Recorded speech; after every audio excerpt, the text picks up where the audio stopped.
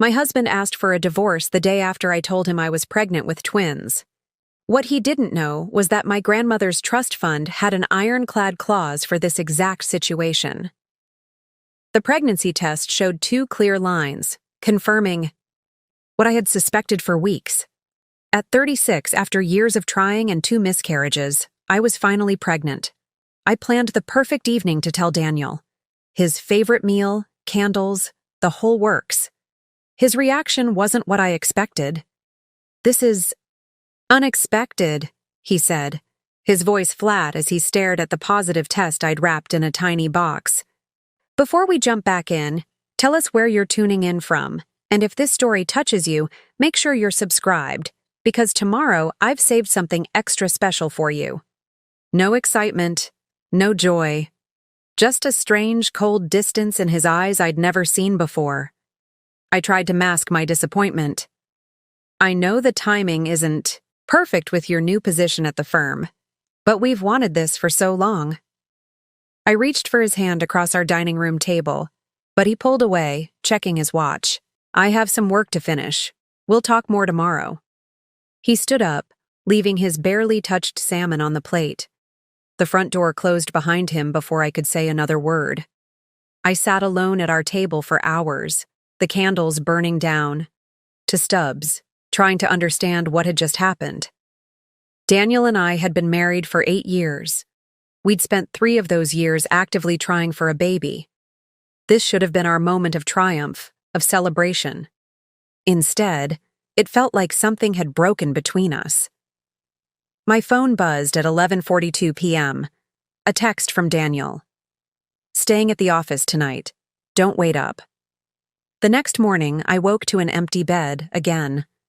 The house was silent, that peculiar kind of silence that feels heavy, pregnant with unspoken words. I made myself tea, unable to stomach anything else, and waited.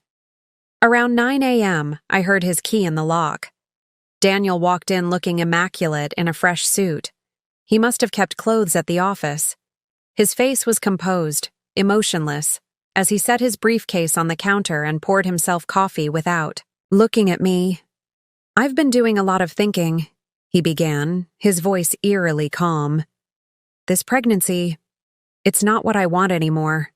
The mug slipped from my hand, shattering on the kitchen floor. "What are you talking about? We've been trying for years. You were the one who suggested fertility treatments." "That was before." He straightened his tie, still not meeting my eyes. "Before the partnership opportunity, before the future I see for myself now. I can't do this. A baby, the suburbs, the minivan life. That's not who I am anymore." I stared at him, this stranger in my kitchen wearing my husband's face. "So what are you saying exactly?" He finally looked at me, his blue eyes, cold and determined. "I want a divorce, Olivia. I've already spoken to a lawyer." The world tilted beneath me. I gripped the counter to steady myself. "You've spoken to a lawyer? When?" "It doesn't matter." He pulled an envelope from his briefcase. "These are the initial papers. My lawyer will contact yours to work out the details." I couldn't breathe, couldn't think. "You're leaving me because I'm pregnant? After we spent years trying to have a baby?" "It's not just the pregnancy. We've been growing apart for years. You must have felt it too." His tone was practiced, rehearsed. "This is just the catalyst that made me finally admit what I've known for some time. We want different things now." "What different things?" "Last month you were talking about names for our future children." He had the decency to look away then. "People change, Olivia. I've changed." "What about our baby?" I whispered, my hand instinctively moving to my still flat stomach. "I'll provide financial support, of course. I'm not a monster." He checked his watch again, a new habit I was beginning to despise. "I have a meeting at 11. My lawyer's contact information is in the envelope. I'll be staying at the Madison Hotel until I find a place." And just like that, he was gone. Again. I slid to the floor, surrounded by shards of my broken mug, the envelope mocking me from the counter above. This couldn't be happening. Not now. Not when I was finally pregnant after years of heartbreak. I don't know how long I sat there, my mind replaying every moment of our relationship, searching for signs I might have missed. Daniel and I had met at a charity gala where I was working, as an event coordinator. He was already a rising star at his law firm, charming everyone in the room. When he focused those charms on me, I never stood a chance. Our courtship was a whirlwind. Dinners at exclusive restaurants, weekend getaways to vineyard estates, front-row tickets to shows I could never have afforded on my salary. I fell hard, and fast for this man who seemed to have stepped out of a dream. When we married, I'd left my job at his suggestion. "My wife doesn't need to work," he'd said. "I want to take care of you." At the time, it felt romantic. Now I wondered if it had been the first step in making me dependent on him. My phone rang, jolting me back to the present. Dr. Winters, my obstetrician. "Olivia, congratulations again on your pregnancy. I've been looking over your blood work from yesterday, and there's something we should discuss." I braced myself for more. Bad news. Hadn't the universe taken enough from me today? "Your HCG levels are significantly higher than expected for this stage of pregnancy," she continued. "I'd like you to come in for an ultrasound as soon as possible. It could be nothing, but I want to make sure everything's progressing as it should." 3 hours later, I lay on an examination table, still numb from Daniel's announcement, as Dr. Winters moved the ultrasound wand over my stomach. "Ah, there we go," she said, her voice warm with excitement. "That explains the elevated hormones. Olivia, you're having twins!" Twins. The word echoed in my hollow chest. 2 babies. 2 heartbeats flickering on the screen. 2 lives depending on me now. I don't know what to say. Tears spilled down my cheeks. Tears of joy, of fear, of overwhelming uncertainty.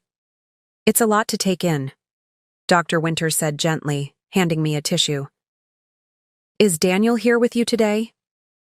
The question pierced through me. "No," I managed. "He's busy."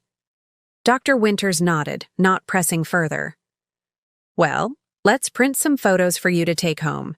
You're about 8 weeks along, and everything looks healthy so far." I left the clinic in a daze, clutching the ultrasound. Photos in my hand. Twins. I was carrying twins, and my husband wanted a divorce. The cruel irony wasn't lost on me. After years of trying to start our family, I was finally pregnant with not 1, but 2 babies. And Daniel was walking away. I sat in my car, unable to drive, unable to think straight. Who could I call? My parents had both passed away years ago. My sister lived across the country with her own family. Most of our friends were really Daniel's friends, colleagues from the firm and their spouses. People who would likely side with him when the news of our separation spread. There was really only one person I could think of. My grandmother's attorney, Margaret Blackwell. She had handled my inheritance when Grandma Eleanor died 5 years ago, a modest trust fund that Daniel had insisted we leave untouched, for emergencies. He'd never liked that the money was in my name alone, one of my grandmother's stipulations. "Never give a man complete control of your finances, Olivia," Grandma had told me shortly before she passed. "Even the good ones can change when money's involved." I'd dismissed her words as outdated thinking from a woman who'd lived through a different era. Now, I wondered if she'd somehow seen this coming. With trembling fingers, I dialed Margaret's number. "Olivia," she answered, her voice warm with recognition. "This is a pleasant surprise. How are you?" "Not well," I admitted, my voice breaking. "Daniel asked for a divorce this morning, right after I told him I'm pregnant." There was a moment of silence on the line. "I see," Margaret finally said, her tone shifting to something harder, more professional. "Are you somewhere safe? Can you come to my office?" "I'm in my car outside the doctor's office. I just found out I'm having twins." "Twins?" she repeated, and I heard the scratch of a pen on paper. "Olivia, I need you to come see me immediately. There's something about your grandmother's trust that we need to discuss." Preparing and narrating this story took us a lot of time, so if you are enjoying it, subscribe to our channel.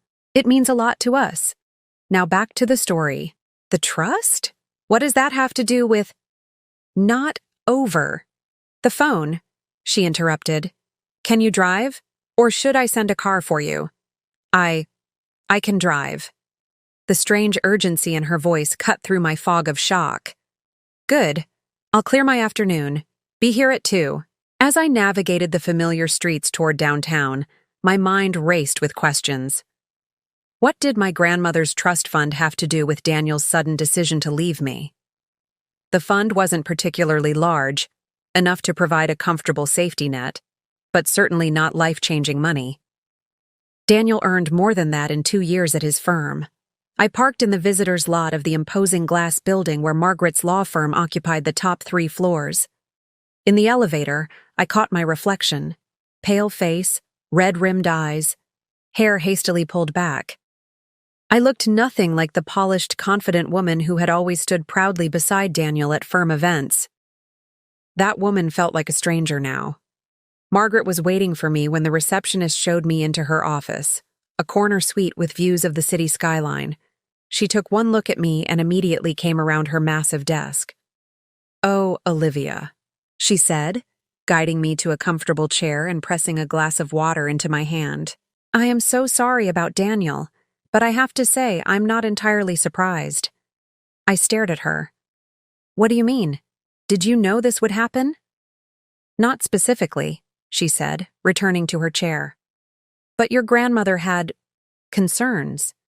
That's why she structured your trust the way she did." Margaret opened a folder on her desk, putting on her reading glasses. "Eleanor came to me about a month before she passed away. She wanted to make some very specific adjustments to your trust fund." I sipped the water, trying to focus through my exhaustion. "What kind of adjustments?" Margaret looked up at me, her eyes sharp behind her glasses. "She added a marriage protection clause with a pregnancy contingency." "A what?" "In simple terms, if your spouse ever abandoned you during a pregnancy, the trust would immediately activate its secondary provisions." Margaret closed the folder. "Olivia, there's no delicate way to say this. Your grandmother suspected Daniel might leave you if things got difficult or if something more appealing came along." The water glass nearly slipped from my fingers. "That's ridiculous. Grandma loved Daniel. She told me how charming he was, how perfect for me." "She said those things to your face," Margaret corrected gently. "To me, she expressed different opinions. She saw something in him that concerned her, something beneath the charm and the perfect manners." I shook my head, unwilling to believe it. Even if she had doubts, how could she possibly have predicted this specific situation? That's impossible.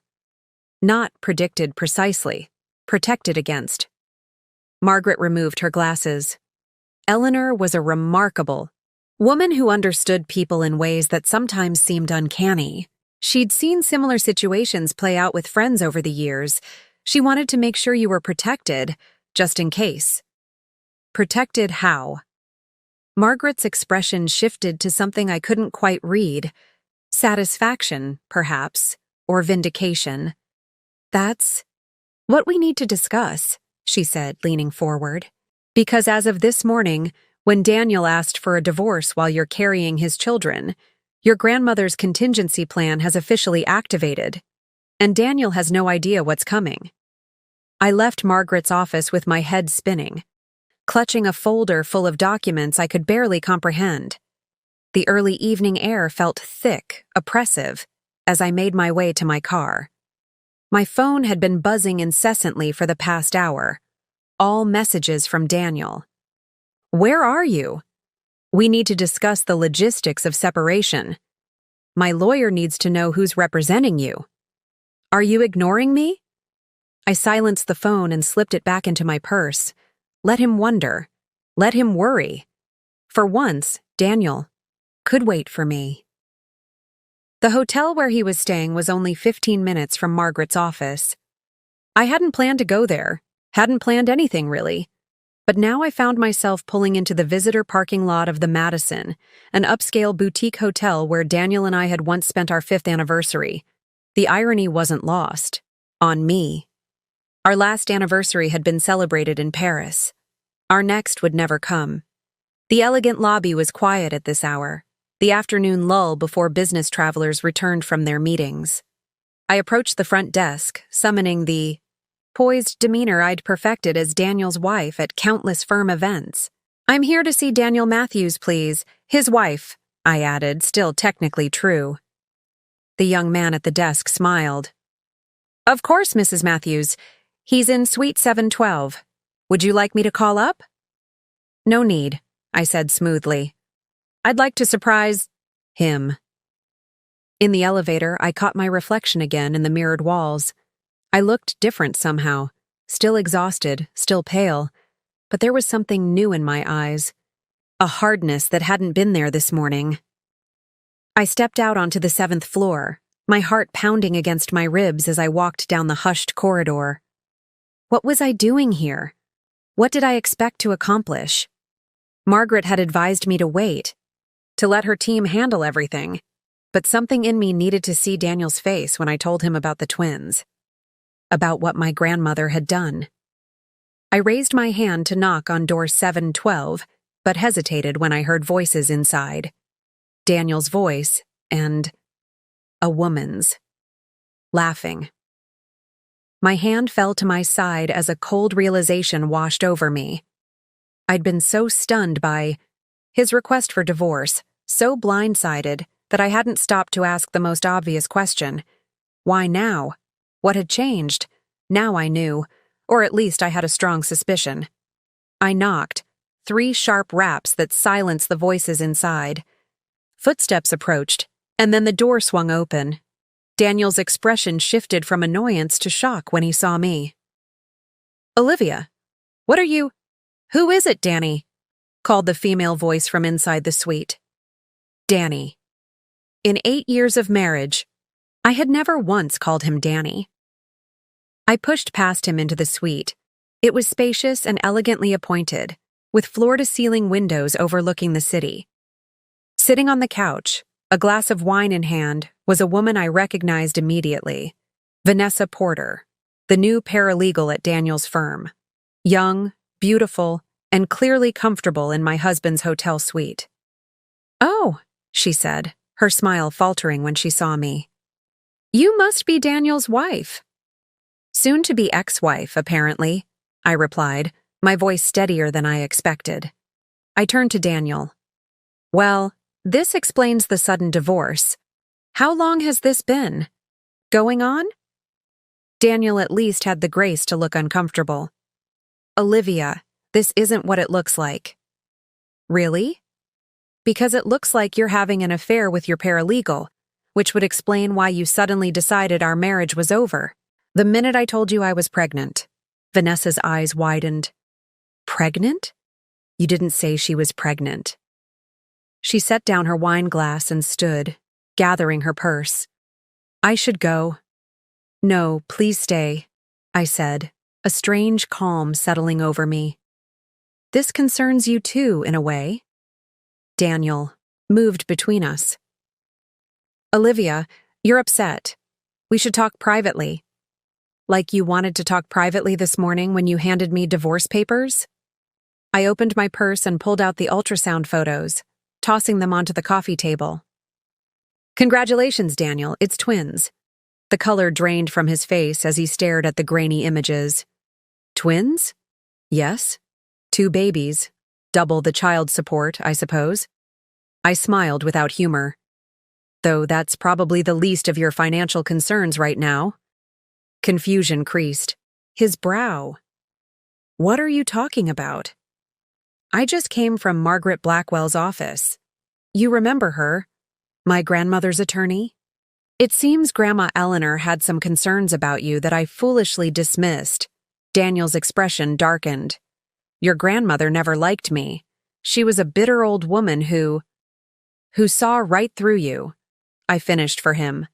And who put contingencies in my trust fund specifically designed to protect me if you ever abandoned me during a pregnancy. Behind him, Vanessa was edging toward the door, clearly sensing she'd stepped into something far more complicated than a simple affair. Your trust fund is a pittance, Daniel scoffed, but there was uncertainty in his eyes now. Barely worth mentioning in our divorce settlement. That's what I thought too, I said, opening the folder Margaret had given me. Until today. Would you like to know what happens now that you've triggered the contingency clause? It's really quite fascinating. I don't have time for this, he said, glancing at his watch, that habit again. My lawyer will contact yours. We'll handle this through proper channels. First, I continued as if he hadn't spoken.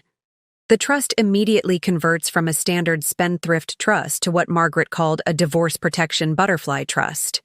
The assets triple, yes, triple, through an insurance policy my grandmother apparently took out specifically for this scenario. Daniel's expression was shifting from dismissive to concerned. What are you talking about? What assets? Second, I went on, gaining momentum. There's a corporate component I never knew about. Do you remember that boutique hotel chain my grandmother's second husband founded? The one with 14 locations across New England? Daniel nodded slowly, wariness creeping into his features. Turns out, Grandma maintained a controlling interest, held in a separate trust. A trust that, as of this morning, transferred entirely. To me? I smiled, recalling Margaret's precise words. But here's the interesting part. Guess who the minority stakeholder in that hotel chain is? Daniel's face had gone completely white now. Carruthers Investments, he whispered. Exactly. Your firm's biggest client. The client whose business secured your partnership track. I closed the folder, my heart racing but my voice steady. So, you see, Daniel, you've created quite a complicated situation for yourself. Your firm won't be pleased to learn that their rising star is now entangled in a messy divorce with the majority owner of their most important client's pet investment. The silence in the room was absolute. Even Vanessa had frozen by the door, her eyes wide as she looked between us. Daniel's shock was quickly morphing into anger. You're bluffing. There's no way your grandmother could have orchestrated something this elaborate. Eleanor Blackwell built and sold 3 companies before she was 50, I reminded him. She played the long game better than anyone. And apparently, she never trusted you. This is absurd, he snapped, running a hand through his perfectly styled hair. Even if what you're saying is true, which I doubt, you have no experience running companies or managing investments. That's true, I acknowledged. Fortunately, the trust includes a management team until I decide whether to sell or keep my interests. Either way, your firm's relationship with Carruthers is now dependent on how amicably this divorce proceeds. You can't do this, Daniel said, his voice rising. You can't use business leverage to extort better divorce terms. It's unethical, possibly illegal. I'm not extorting anything, I replied calmly. I'm simply informing you of my new financial position before you proceed with your plans. What you do with this information is entirely up to you. I turned to leave, but paused at the door. Oh, and Daniel? Margaret will be contacting your lawyer tomorrow about establishing appropriate support for the twins. I suggest you adjust your expectations about how this divorce will unfold. As I walked out, I heard Vanessa's confused voice. Danny, what just happened? What had just happened, indeed? I made it all the way to my car before the shaking started. Violent tremors that ran through my entire body as the full impact of the day washed over me. I was pregnant with twins. My marriage was over. And my grandmother, years after her death, had just handed me the power to determine exactly how this divorce would proceed. I started the car with trembling hands, pulling out of the hotel parking lot just as my phone began buzzing again. Daniel, no doubt, processing what I'd told him, perhaps calling to threaten or cajole or negotiate. I didn't answer. For the first time since I'd met Daniel Matthews, I held all the cards. and I intended to play them exactly as my grandmother would have wanted, with precision, with purpose, and without mercy for the man who thought he could discard me and his unborn children without consequences. As I drove through the darkening city toward the house that would soon be mine alone, one thought kept circling through my mind. Grandma Eleanor had seen this coming somehow. She had looked at my charming, ambitious husband and recognized something I had been too in love to see. A man who would abandon his pregnant wife the moment something better came along. The trust fund had other plans indeed. I barely slept that night. How could I? In the span of 24 hours, my entire life had been upended. Pregnancy confirmed, husband gone, financial situation transformed. I lay awake in our king-sized bed, my hand resting protectively over my stomach, where two tiny lives were growing, oblivious to the chaos surrounding them. By morning, my phone had accumulated 17 missed calls and 28 text messages, most from Daniel, a few from his lawyer, and 3 from numbers I didn't recognize. I ignored them all and made myself a cup of herbal tea, avoiding the coffee I'd loved but now couldn't stomach. The house felt different in the morning light, larger somehow, despite the crushing weight of memories pressing in from every corner. The framed photos on the mantel, our wedding day, beach vacations, holiday parties, now seemed like artifacts from someone else's life. A life built on illusions. At precisely 9 a.m., Margaret called as promised. "How are you holding up?" she asked, her voice warm with concern. "I'm existing," I answered honestly. "It doesn't feel real yet." "That's understandable. Shock takes time to process." She paused. "Daniel's lawyer has been calling my office since 7 a.m. Apparently your husband had a rather sleepless night." Despite everything, I felt a flicker of satisfaction. "I imagine finding out your pregnant wife controls your professional fate would disrupt anyone's sleep." "Indeed." I could hear the smile in Margaret's voice. "Are you ready to hear the next steps?" I took a deep breath. "Yes. Tell me everything." For the next half hour, Margaret outlined the full extent of my grandmother's contingency plan. The trust fund I'd thought was modest, around $300,000, had been merely the visible portion. The hidden assets, triggered by Daniel's abandonment, were substantial. Controlling interest in the hotel chain, minority stakes in 3 commercial properties in Boston, and a diversified investment portfolio worth nearly $4.2 million. "Your grandmother was an extremely shrewd businesswoman," Margaret explained. "She kept these assets compartmentalized for 2 reasons: tax efficiency and to protect you from potential pressure from Daniel."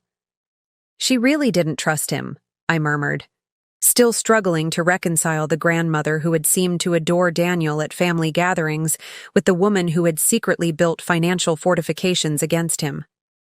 "Eleanor had excellent instincts about people," Margaret said diplomatically. "She wanted to give your marriage every chance to succeed without interference, but she also wanted insurance in place if things went sideways." "And she specifically anticipated this exact scenario? Daniel leaving me during pregnancy?" Margaret hesitated. "Not exactly. The trust had several trigger conditions. Abandonment during pregnancy was one, but there were others. Infidelity discovered during illness, financial exploitation, documented abuse. Your grandmother covered multiple scenarios where she felt, you might be particularly vulnerable." A chill ran through me. "Did she expect my marriage to fail?" "No," Margaret said firmly.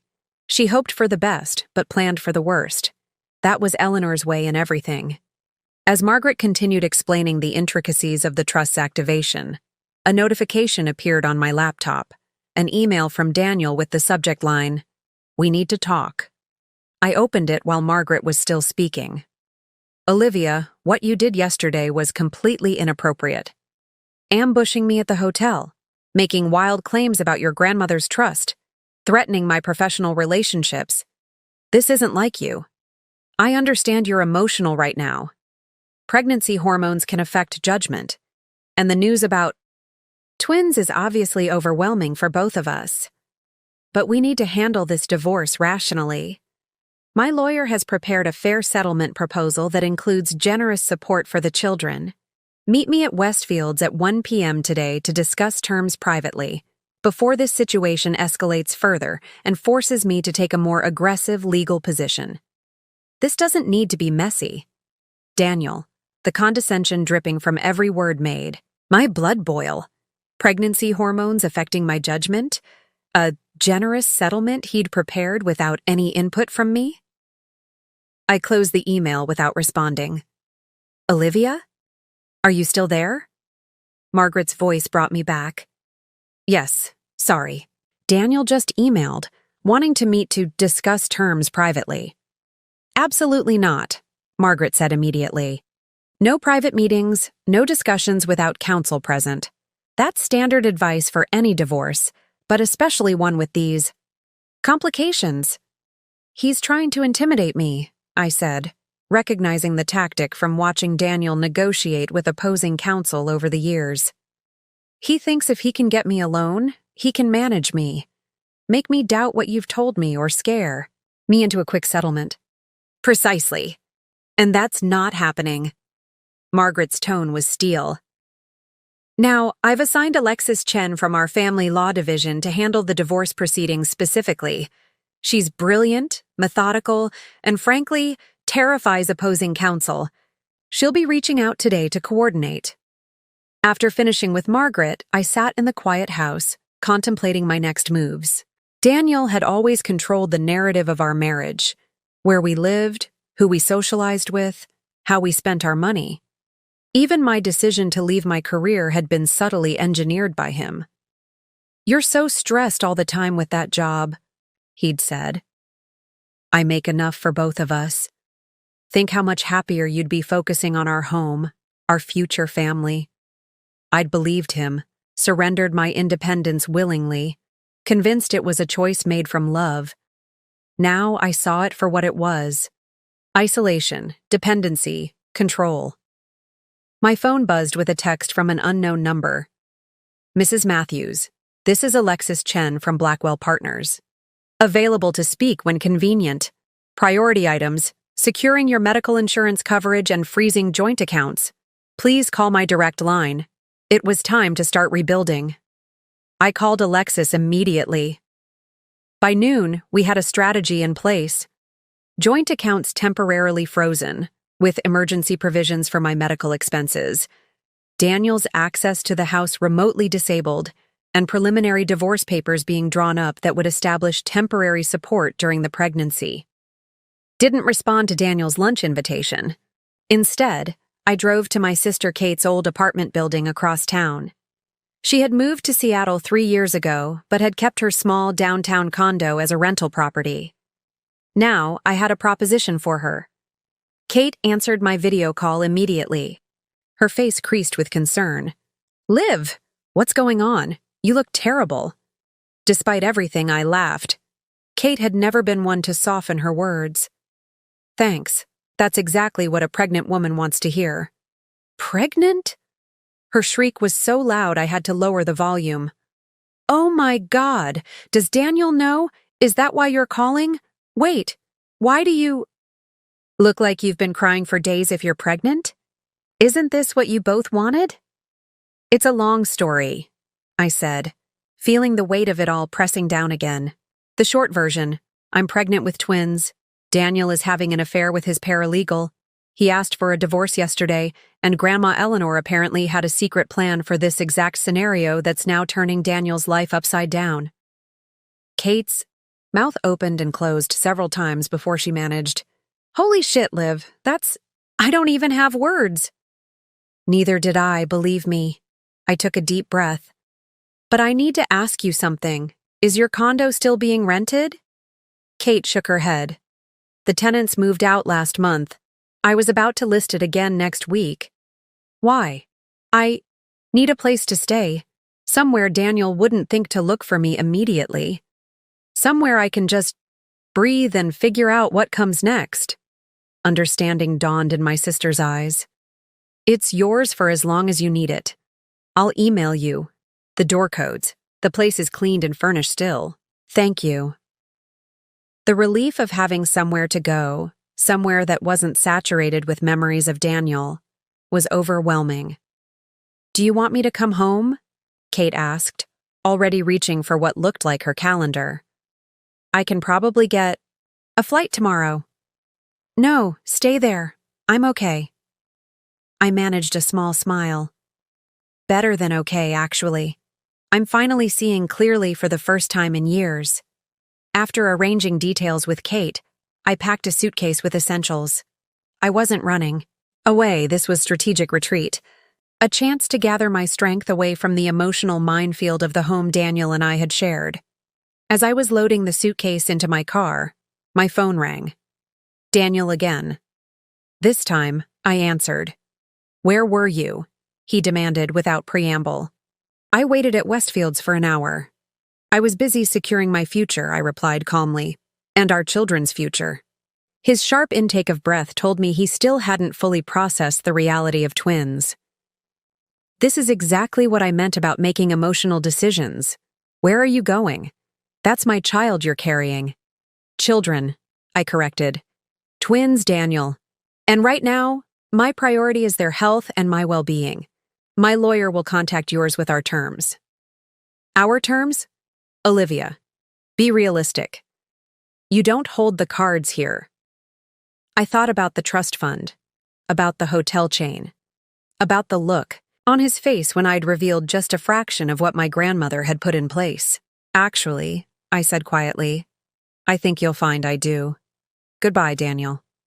I ended the call and drove away from the house we'd shared, toward an uncertain future that, for the first time in years, would be shaped by my choices alone. Kate's condo was exactly what I needed, a neutral space untouched by memories of Daniel, minimalist and calm with floor-to-ceiling windows overlooking the river. I spent the first evening just sitting on the balcony, watching the sunset paint the water gold and crimson, trying to reconcile the life I'd thought I had with the reality now unfolding. To truly understand how I ended up here, pregnant with twins, newly separated and wielding unexpected financial power, you need to know how Daniel and I began. 8 years earlier, I was 28 and building a promising career in event management for a high-end hotel group.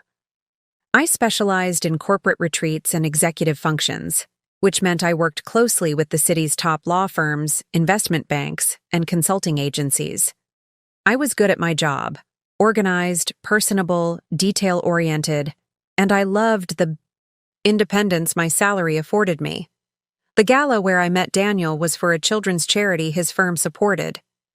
Carruthers Investments was the main sponsor, and as one of their most important legal partners, Daniel's firm had a prominent presence. I'd been coordinating with his assistant for weeks, arranging seating charts and managing special requests. I knew his name well before I met the man. I was checking the VIP table arrangements when he approached, tall, immaculately dressed in a tailored tuxedo, with confident blue eyes and an easy smile that suggested he was accustomed to people doing exactly what he wanted. You must be Olivia Reynolds, he said, extending his hand. Marcus has been singing your praises for weeks. Apparently, you're the only event coordinator who's ever managed to accommodate Mr. Carruthers' impossible demands without breaking a sweat. I shook his hand, maintaining professional composure despite noticing how attractive he was. Mr. Matthews, everything is arranged as requested. Your firm's tables are near the stage, with Mr. Carruthers positioned for easy access to the exit. As specified. Daniel, please, he said, his smile warming. And I'm actually here about a personal request, not a professional one. Something in his gaze made my pulse quicken. Oh? I was hoping you might save me a dance later, unless that violates some professional code of conduct? It did, technically. My company preferred we maintain strict boundaries with clients. But something about the way he looked at me, like I was the only person in a room of hundreds, made me hesitate. I generally don't mix business with pleasure, Mr. Matthews. Daniel, he corrected again. And technically, your client is my assistant Marcus, not me. So perhaps this falls into a gray area? I couldn't help but smile at his persistence. I'll consider it. I'll take that as a promising start, he replied, his confidence never wavering. I'll find you after the speeches. He did find me, and we did dance. One dance became 3, which became a conversation on the terrace under starlight, which became an exchange of phone numbers. By the end of the evening, I'd broken my professional rule and agreed to have dinner with him the following week. Our courtship was a whirlwind. Daniel was charming, attentive, seemingly perfect in every way. He sent flowers to my office, remembered small details from our conversations, planned elaborate dates that showed thought and care. When he took me to his family's lake house for a weekend, he recreated our first dance on the dock under string lights. I knew you were special the moment I saw you, he told me that night, cradling my face in his hands, so competent, so poised. But with this fire in your eyes, I couldn't look away. I fell hard and fast. How could I not? Daniel represented everything I thought I wanted: stability, success, romance. He spoke about marriage within 3 months, introduced me to his colleagues as the woman who finally captured me, and seemed genuinely interested in building a life together. There were warning signs, looking back. Small moments when his mask slipped to reveal something colder underneath. Like when a waiter mixed up our order and Daniel's charming demeanor instantly transformed into cutting condescension. Or how he subtly criticized my apartment, my clothes, my friends, always framed as helpful suggestions rather than judgments. You have such potential, Olivia, he'd say. I just want to help you shine. I rationalized these moments as evidence of his high standards, his attention to detail, the same traits that made him successful in his career. And when he proposed 6 months after we met, presenting a diamond ring that must have cost a small fortune, I said yes, without hesitation. My parents had both passed away years earlier. My father from heart disease when I was in college, my mother from cancer shortly after. Kate was my only immediate family, and she lived across the country. My grandmother, Eleanor, became my closest family support. Grandma Eleanor was a force of nature, widowed twice, self-made wealthy through strategic investments and business ventures, fiercely independent even in her 70s. She'd raised my mother alone after my grandfather died young, building her first business while juggling single parenthood. When I brought Daniel to meet her at her Cambridge home, she was gracious but reserved. She asked pointed questions about his family, his career goals, his financial philosophy, all delivered with a smile but with an intensity that made Daniel shift in his seat. He's a bit traditional, isn't he? She observed after he left. Very focused on appearances. He's ambitious, I defended. He has plans for our future. She sipped her tea thoughtfully. And what about your plans, darling? Your career is going so well. We'll figure it out, I said confidently. Daniel supports my independence. Grandma Eleanor didn't argue, but I caught the skeptical arch of her eyebrow. At the time, I dismissed it as generational difference. A woman who'd fought for her place in male-dominated industries, worrying unnecessarily about modern marriage. Just promise me one thing, she said before I left. Keep something of your own. Every woman needs resources that belong to her alone. I promised, not fully understanding what she meant or why it mattered. I was in love. Daniel and I were partners. What was his was mine, and vice versa. That's what marriage meant, wasn't it? The wedding was lavish. Daniel's partners at the firm expected nothing less. And afterward, we moved into a beautiful brownstone in the historic district. Daniel's name was on the deed. It's simpler this way for the mortgage, he explained when I questioned it. With your name off the property, we qualify for better terms since my income is higher. It's still our home. I believed him, just as I believed him when he suggested I consider leaving my job after a particularly stressful event left me exhausted. "You don't need to work these crazy hours," he said, massaging my shoulders as I nursed a stress headache. "I make more than enough. For both of us. Think about it. You could focus on making our house a home, maybe do some charity work like the other partners' wives. And when we have children, you'd already be established at home." The idea was tempting, especially presented as his concern for my well-being rather than his desire to mold me into the perfect lawyer's wife.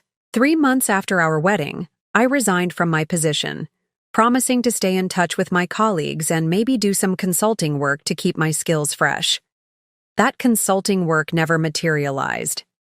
Somehow, there was always a reason to postpone, a dinner with Daniel's colleagues, renovations to oversee, social obligations that seemed to multiply once I became a full-time wife. My world gradually contracted until it revolved entirely around Daniel's needs, Daniel's schedule, Daniel's ambitions. I didn't notice how isolated I'd become until my grandmother was diagnosed with aggressive pancreatic cancer. Suddenly, I was spending days at her bedside, reconnecting with her old friends and business associates who came to visit. Vibrant, independent women who asked pointed questions about my life that I struggled to answer. "Still happy with your decision to leave your career?" one of her friends asked when Daniel wasn't present. "Eleanor mentioned you were quite successful." "Of course," I said automatically, the answer expected of a contented wife. "Daniel's career keeps us both busy." The woman, a retired judge in her 70s, gave me a long look. "And if something happened to Daniel tomorrow? What then?" I had no answer. I'd never considered the possibility of life without Daniel. My identity had become so intertwined with his that imagining independence felt like contemplating amputation. That conversation planted a seed of unease that grew as I watched my grandmother's health decline. Eleanor had always been my model of self-sufficiency, a woman who navigated life on her own terms. Somewhere along the way, I'd abandoned that example in favor of the security Daniel offered. In her final weeks, Grandma Eleanor asked to speak with me alone. Daniel had driven me to the hospice but waited outside, checking emails on his phone. "Olivia," she said, her voice weak but her eyes still sharp, "are you truly happy? Tell me the truth now. No platitudes." I hesitated, suddenly unable to maintain the cheerful facade I'd perfected. "I don't know," I admitted. "Sometimes I feel like I've lost myself." She nodded slowly, as if confirming a suspicion. "It happens so gradually you barely notice, doesn't it? The small surrenders that become a complete capitulation." Tears welled in my eyes. "I love him, Grandma." "I know you do." She patted my hand. "But love shouldn't require erasure, darling. Remember who you were before him. That woman still exists." 3 days later, she slipped away peacefully in her sleep.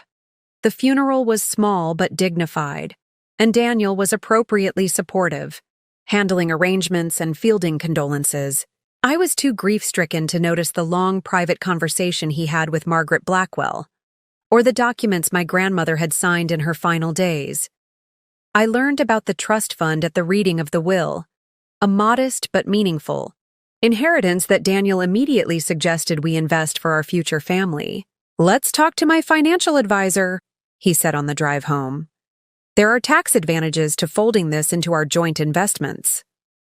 For the first time, I heard my grandmother's voice in my mind. "Keep something of your own." "I'd like to keep it separate," I said quietly, in memory of Grandma. It was our first real argument. Daniel couldn't understand why I'd want to maintain a separate account when marriage is about sharing everything. Eventually, he relented, but with visible frustration. "Fine, keep your little nest egg if it makes you happy. It's not like it's enough to matter anyway." Little did either of us know just how much it would eventually matter, or how prescient my grandmother's concerns about Daniel would prove to be. Looking back now from the sanctuary of my sister's condo, I could see the warning signs so clearly. They flashed like neon in my memory, moments when the mask slipped and Daniel's true nature revealed itself. How had I missed them? Or perhaps the better question, why had I chosen to ignore them? The first major red flag appeared 6 months into our marriage. We were invited to a dinner at the home of Julian Carruthers, the head of the investment firm that was Daniel's most important client. The invitation was a coup for Daniel, a sign that he was being noticed by the firm's top echelon. "This is huge," Daniel said as we prepared for the evening, adjusting his tie for the 3rd time. "Carruthers never invites junior partners to his home. This could fast-track my career." I was nervous, but excited for him. "What should I expect, Daniel?" Paused, studying me with sudden intensity. "You need to be perfect tonight. These people are different from your hotel colleagues. More sophisticated, more particular." That stung, but I nodded. "I'll follow your lead." "Wear the blue dress," he instructed. "The one from Saks, and the pearl earrings I bought you for Christmas. Nothing flashy. Conservative elegance is key with the Carruthers crowd." I complied, eager to support his big moment. As we drove to the Carruthers estate in the wealthy suburb of Brookline, Daniel drilled me on topics to avoid: politics, religion, anything controversial, and people to impress: Julian's wife, Marianne, his right-hand man, Thomas Beck. "And for God's sake," he added as we approached the imposing gates, "don't mention your event planning background. If anyone asks what you do, you're involved in charity work." "Why would I lie about my career?" I asked, genuinely confused. Daniel's knuckles whitened on the steering wheel. "Because we're not here as Olivia and Daniel tonight. We're here as a junior partner and his appropriate wife. This isn't about you." The evening started well. I stayed close to Daniel, smiled at the right moments, made appropriate small talk. Julian Carruthers was a surprisingly down-to-earth man in his 60s, with a dry wit and shrewd eyes that missed nothing. His wife Marianne was gracious but reserved, clearly accustomed to evaluating newcomers to their circle. During cocktails, I found myself briefly separated from Daniel when he was pulled into a conversation with some senior partners. Marianne approached me with a fresh glass of sparkling water. "Daniel seems very ambitious," she observed, watching him charm the group of older men. "How are you finding life as a law firm wife? It can be an adjustment." "It's been interesting," I replied carefully. "Different from my previous work rhythm." "Oh? What did you do before?" Her question seemed genuinely interested. Before I could consider Daniel's warning, I answered honestly. "I was an event manager for the Grandview Hotel Group. Corporate events, mostly, which is actually how Daniel and I met." Marianne's eyes lit up. "Really? We used Grandview for our foundation's gala last year. Wonderful team. Did you work with Sarah Hensley by any chance?" The conversation flowed easily after that. Sarah had been my mentor, and Marianne knew her well through charity work. We discovered several mutual connections, and soon we were discussing the challenges of coordinating large-scale fundraisers. "You know," Marianne said thoughtfully, "our foundation is looking for someone with exactly your experience to help reorganize our annual giving program. It's part-time, perfect for someone who wants to maintain professional skills while supporting a spouse's career. Would you be interested?" My heart leapt at the opportunity. "I'd love to discuss it further." "Wonderful. I'll have my assistant contact you next week." I was still glowing from this interaction when Daniel appeared at my side, his hand gripping my elbow a bit too firmly.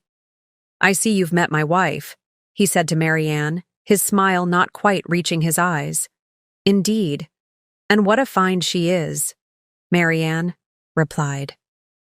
"Did you know you married one of the best event planners in the city? We used her team for our foundation gala." Daniel's expression froze for a microsecond before he recovered. "Olivia was certainly excellent at her job. We're just thankful.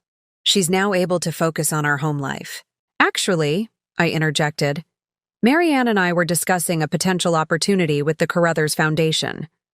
The drive home was arctic. As soon as we were in the car, Daniel exploded. "What the hell were you thinking?" I specifically asked. "You not to mention your hotel job, and instead you're networking for employment? At the most important dinner of my career?" Marianne brought it up, I defended. And it went well. She was impressed. "I don't care if she was impressed with you," Daniel snapped. "My career depends on these people's perceptions. Do you think Julian Carruthers wants his top legal counsel to have a wife working for his charity like some desperate social climber?" "That's ridiculous," I said, genuinely confused. "Why would my professional capabilities reflect poorly on you?" "Because it suggests I can't provide for my family," Daniel hissed. "It makes me look weak." I stared at him, suddenly seeing something I hadn't before, a deep insecurity beneath his confident exterior, a fragility to his ego that required constant support. "Daniel, no one thinks that way anymore. Marianne seemed to value professional women. Drop it," he interrupted. "You're not taking that position. End of discussion." I didn't drop it. The next day, I called Sarah, my old mentor, to ask about the Carruthers Foundation. She confirmed it was a prestigious organization and that working with Marianne would be an excellent opportunity. When Marianne's assistant called to schedule a meeting, I agreed without consulting Daniel. It was only part-time, I reasoned. A way to keep my skills sharp while still being the supportive wife he wanted. The morning of the meeting, Daniel discovered my plans when he overheard me confirming the appointment. "Cancel it," he demanded, his voice deadly quiet. "No," I replied, surprising myself with my firmness. "This is important to me." What followed was our worst fight to date. Daniel didn't raise his voice, that wasn't his style, but his words were cutting, designed to make me doubt myself. "You're being selfish," he said. "After everything I've done to give you this life, you can't make this one sacrifice? Do you know how it will look if a junior partner's wife takes a charity job with our biggest client? Like she's skilled and valued?" I countered. His expression darkened. "Like she doesn't trust her husband to provide. Like she's hedging her bets. That's not what this is about, isn't it?" He moved closer, his voice softening to that persuasive tone he used in negotiations. "Olivia, we talked about this. You agreed that focusing on our home would be best, especially when we start our family. Do you really want to compromise that plan for some vanity project?" I hesitated, his words finding their target. We had been trying for a baby for several months without success.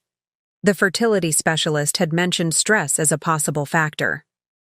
"I just want something of my own," I said finally, echoing my grandmother's words. Daniel's expression shifted to one of hurt disappointment. "I thought I was enough for you. I thought our life together was enough." The guilt was immediate and overwhelming. How could I hurt him like this when he'd given me everything? A beautiful home, financial security, status in a world I'd only glimpsed before meeting him.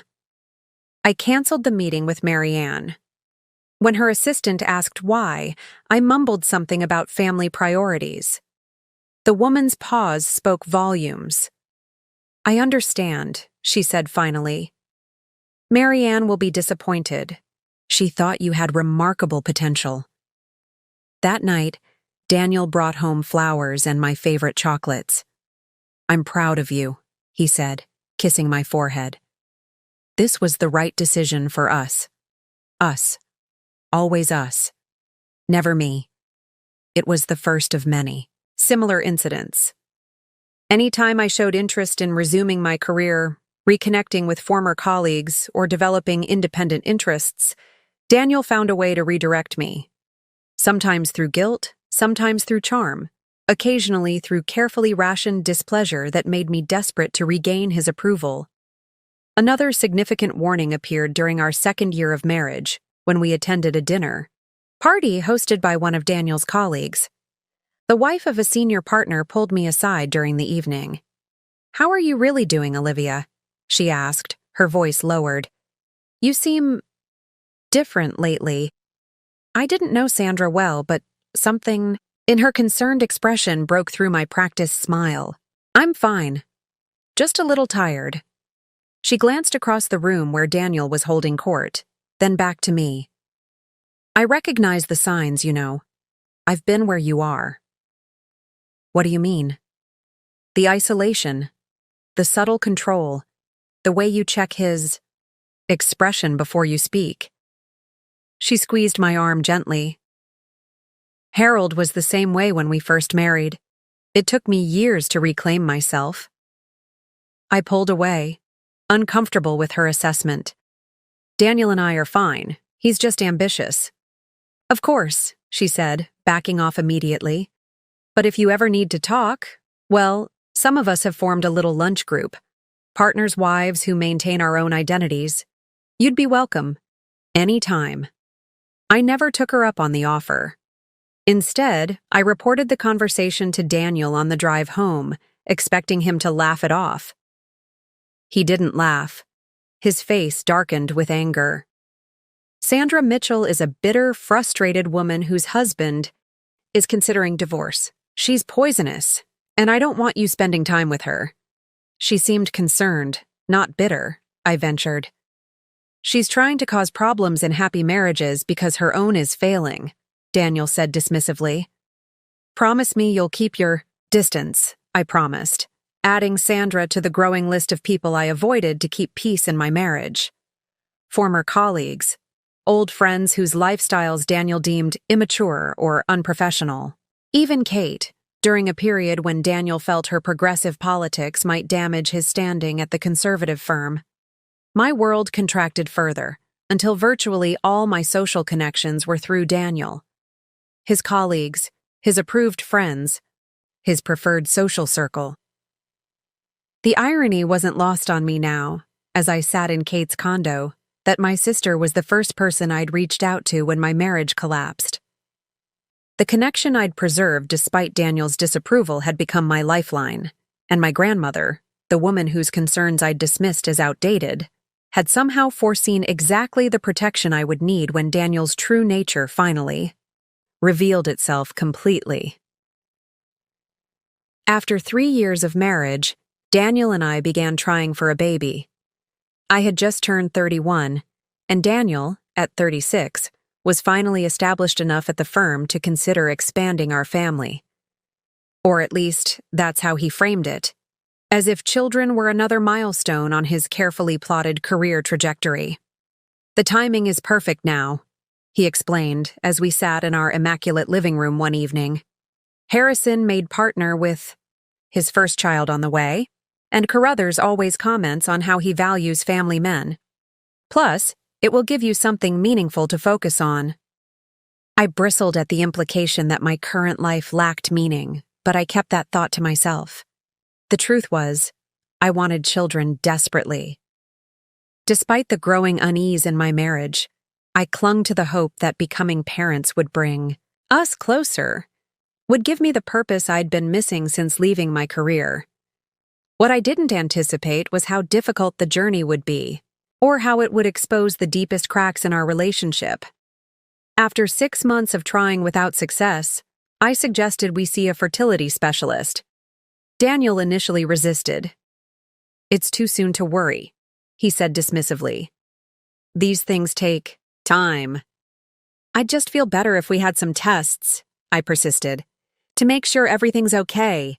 He studied me with that evaluating gaze that always made me feel like I was being cross-examined.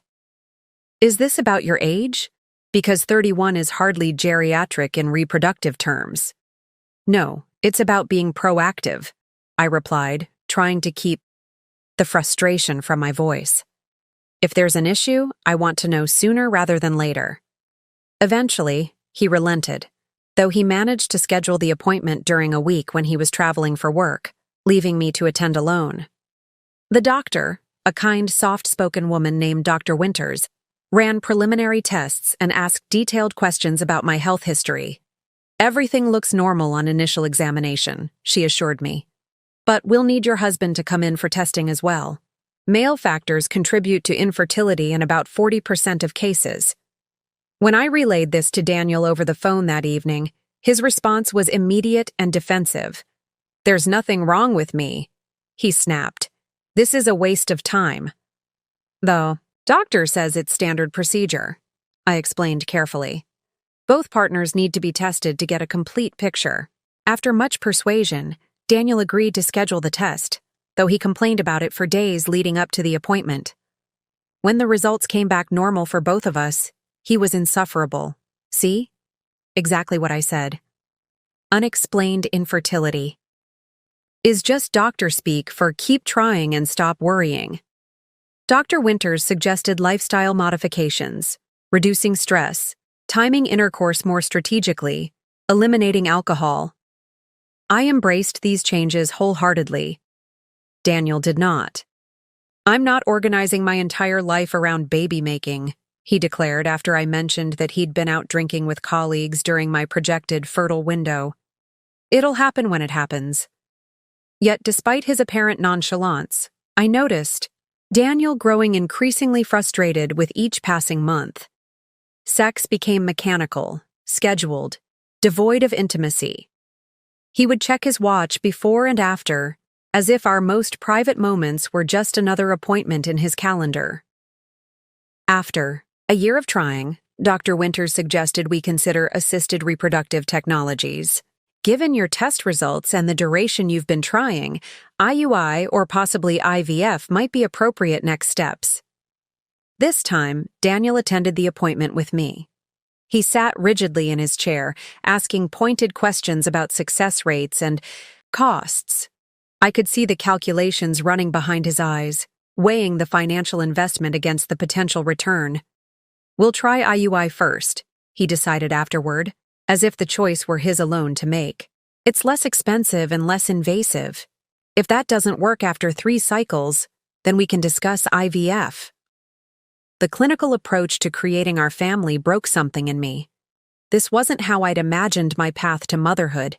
Injection schedules, hormone medications, Daniel treating the process like a business transaction. But I wanted a baby so badly that I pushed aside my discomfort. The first IUI failed. So did the second. By the third attempt, I was an emotional wreck. Hormones raging from the medications, hope dwindling with each negative test. Daniel's support, initially strong, began to waver. "Maybe we should take a break," he suggested after the third failed cycle. "Focus on us for a while. You're becoming obsessed with this." "Obsessed?" I echoed, hurt beyond measure. "This is our future family we're talking about. And it will happen when it's meant to happen," he replied with that patronizing tone I'd grown to hate. "In the meantime, I need my wife back. The one who isn't crying all the time or scheduling sex like a military operation." We did take a break. 6 months of pretending we weren't both thinking about the baby we didn't have, of Daniel staying later at the office, of me researching fertility treatments alone at night. The distance between us grew, a chasm neither of us knew how to bridge. During this time, I received an unexpected call from Sarah, my former mentor from the hotel group. "Olivia," she said warmly, "I've been thinking about you. We're launching a new corporate retreat program and could use your expertise on a consulting basis. Very flexible hours, work from home. Would you be interested?" The opportunity felt like a lifeline, a chance to reclaim a piece of myself that had been dormant for too long. When I mentioned it to Daniel that evening, his reaction was surprisingly muted. "If that's what you want to do, fine. Maybe having something else to focus on will help you stop obsessing about babies." His easy acquiescence should have been my first clue that something had shifted. The Daniel who had vehemently opposed my working with the Carruthers Foundation was now indifferent. To my professional aspirations, at the time, I was simply relieved to avoid a fight and excited about the prospect of using my skills again. The consulting work was exactly what I needed. Challenging, fulfilling, connecting me to the professional world I'd left behind. For a few months, life improved. Daniel and I found a new rhythm, less pressured, more like the early days of our relationship. Then I discovered why he'd been so amenable to my taking on work. Daniel had been having an affair with a summer associate. At his firm, a relationship that had apparently begun during my third failed IUI cycle. The affair had ended badly, and the young woman had threatened to report it to the partners. I found out not from Daniel, but from Sandra Mitchell, the partner's wife who had tried to warn me years earlier. She called one morning while Daniel was at work. "Olivia, I wouldn't normally interfere, but you should know there's a situation at the firm involving Daniel. A summer associate named Rebecca has made certain allegations. It's being handled quietly. But I thought you deserved to know." The confrontation that evening was ugly. Daniel denied it at first, then minimized. It was just a few times it meant nothing, then blamed me. If you hadn't been so consumed with fertility treatments, so emotionally unavailable. I was devastated, but, to my own surprise, not. Broken. The consulting work had rekindled something in me, a sense of self-worth separate from my identity as Daniel's wife. I considered leaving him then. I packed a bag, called Kate, prepared to walk away from the marriage. Daniel's response was a masterclass in manipulation. He broke down in tears, something I'd never seen before, begged for forgiveness, promised therapy, both individual and couples. He admitted to a moment of weakness during a stressful period and vowed it would never happen again. "We've invested too much in this marriage to throw it away," he pleaded. "Think about the family we're trying to build. We can come back from this stronger." Against my better judgment, against Kate's explicit advice, I stayed. The investment felt too great to abandon. 5 years of marriage, thousands of dollars, infertility treatments. The dream of the family we'd planned together. I couldn't walk away, not without trying everything possible to save what we'd built. The reconciliation process was grueling. Weekly therapy sessions where Daniel said all the right things, made all the right promises. He became attentive again, bringing home flowers, planning date nights, even attending additional fertility appointments without complaint. 6 months after the affair revelation, we decided to try IVF. The financial commitment was substantial, but Daniel insisted we could afford it. "Nothing is more important than building our family," he said, holding my hand as we signed the treatment consent forms. "I want to be the father of your children, Olivia. That's all that matters to me now." I believed him. Maybe I needed to believe him. The alternative, that I had invested years of my life in a man who could betray me so completely, was too painful to consider. The first round of IVF was physically and emotionally demanding. Daily injections, frequent monitoring appointments, the surgical egg retrieval procedure that left me bloated and uncomfortable. Daniel was present for all of it, holding my hand through blood draws, administering injections when I couldn't reach, bringing me heating pads for the discomfort. When the cycle failed, all 5 embryos failing to implant or develop properly, I was crushed. Daniel seemed genuinely disappointed too, holding me as I cried through the night after receiving the negative test. "We'll try again," he promised, "as many times as it takes." We did try again 3 months later. This cycle produced better results. 8 viable embryos, 2 transferred fresh, the rest frozen for future attempts. The 2-week wait between embryo transfer and pregnancy testing was excruciating.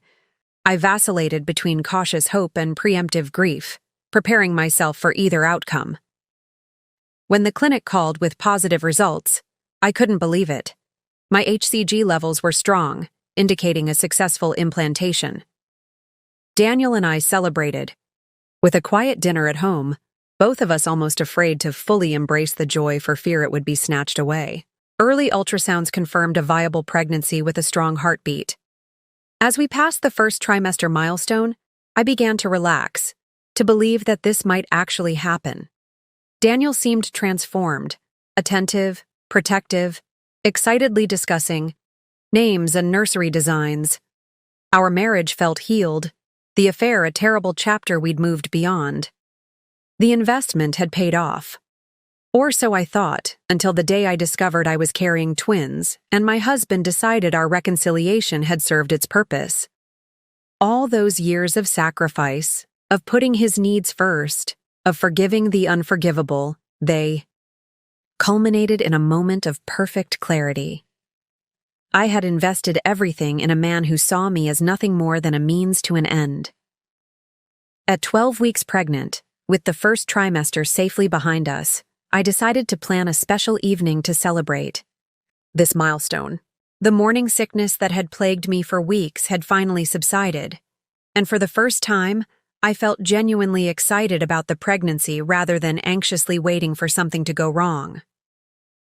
I spent the day preparing Daniel's favorite meal, beef Wellington with roasted vegetables and chocolate soufflé for dessert.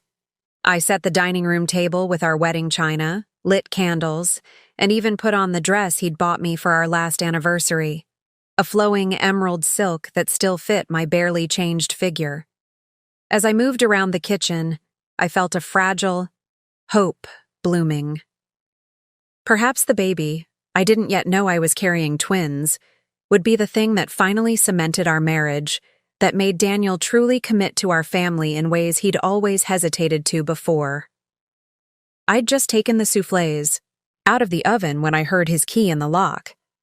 Daniel walked in, his face lighting up with surprise at the transformed dining room. "What's all this?" he asked, loosening his tie and setting down his briefcase. "A celebration," I said, smiling as I handed him a glass of sparkling cider.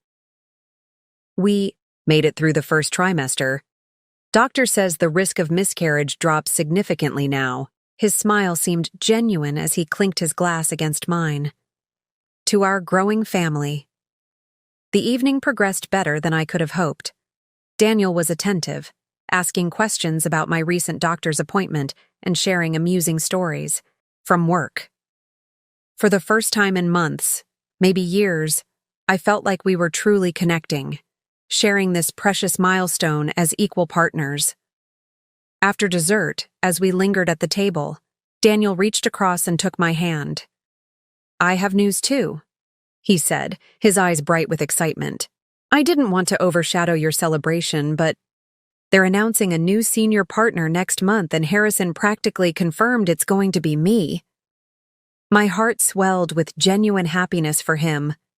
Daniel had been working toward partnership for our entire marriage. "That's wonderful. When will it be official?" "After the quarterly partners meeting," he said, squeezing my hand. "But it's already been decided. The youngest senior partner in the firm's history." "We should celebrate properly this weekend," I suggested. "Dinner. At Marcel's, perhaps? We could invite some of the partners and their wives." A strange expression flickered across his face. "Actually, I've been meaning to talk to you about something related to that." I waited, still smiling, completely unprepared for what came next. "With the partnership and the baby both happening, I've been thinking about our living situation," he began, his tone shifting to something more measured, more careful. "This house is fine for now, but it's not really suitable for where my career is heading." "We could look for something larger," I offered. "Maybe in Wellesley? Those colonial homes you've always admired?" "That's not exactly what I had in mind." He withdrew his hand from mine. "The thing is, Olivia, senior partners at the firm have a certain image to maintain, a certain lifestyle that's expected." I nodded, still not understanding where this was going. "Harrison mentioned that Julian Carruthers has been asking about you. Apparently, Marianne still remembers your background in event planning." An uneasy feeling crept up my spine. "What does that have to do with our living situation?" Daniel's expression hardened almost imperceptibly. "The partners' wives are expected to be active in the firm's social and philanthropic initiatives, especially the Carruthers Foundation events. It's part of the package." "I'm pregnant, Daniel. I'll hardly be planning galas with a newborn." "That's exactly my point." He stood up, moving to refill his glass with water. "I've been thinking about this a lot, and I believe we need to consider hiring help once the baby arrives. A full-time nanny, possibly a housekeeper. That way you can focus on the social obligations that come with my new position. I stared at, him, the beautiful evening crumbling around me. You want me to hand our baby to a nanny so I can plan parties for your firm? That's oversimplifying it, he said, his tone taking on that patronizing quality I'd grown to dread. This is about our family's future. My partnership means financial security, the best schools for our child, opportunities most people can only dream of, but it comes with certain expectations. Expectations that I'll be what? The perfect corporate wife? Hosting dinner parties while someone else raises our baby? Daniel's patience visibly thinned. You're being dramatic. Plenty of successful couples employ childcare professionals. It doesn't mean we love our child any less. The word struck me like a physical blow. Our child. Not my career, not my ambition, but our child. Something that should have been equally precious to both of us, yet Daniel was already calculating its place in his professional ascent. I don't want a stranger raising our baby, I said firmly. I want to be present for those early years. And you can be, he countered smoothly, just not exclusively. The firm expects a certain level of social engagement from partners' spouses. That's the reality. Even for new mothers, especially for new mothers, Daniel's voice took on an edge of impatience. It demonstrates proper balance and priority. No one respects a partner whose career takes a back seat to family obligations. I felt sick, and not from pregnancy. So you expect me to pretend our baby isn't a priority? To perform the role of corporate wife while someone else witnesses our child's first smile, first steps, first words? Now you're just being emotional. He checked his watch, a gesture that felt like a dismissal. We don't need to decide everything tonight. I just wanted to start the conversation. The partnership announcement is still weeks away, and the baby won't be here for months. But something had shattered for me in that moment. The last illusion that Daniel and I wanted the same things, valued the same things. I saw with perfect clarity that our child would always be secondary to his ambition, just as I had been. I need some air, I said, standing up so abruptly that my chair scraped loudly against the floor. Don't wait up. I grabbed my coat and keys, ignoring Daniel's confused protests. The night air was cool against my flushed skin as I walked briskly through our neighborhood, my thoughts racing. For the first time, I allowed myself to imagine a different future, one where I raised our child on my own terms, where Daniel's priorities didn't dictate our family life.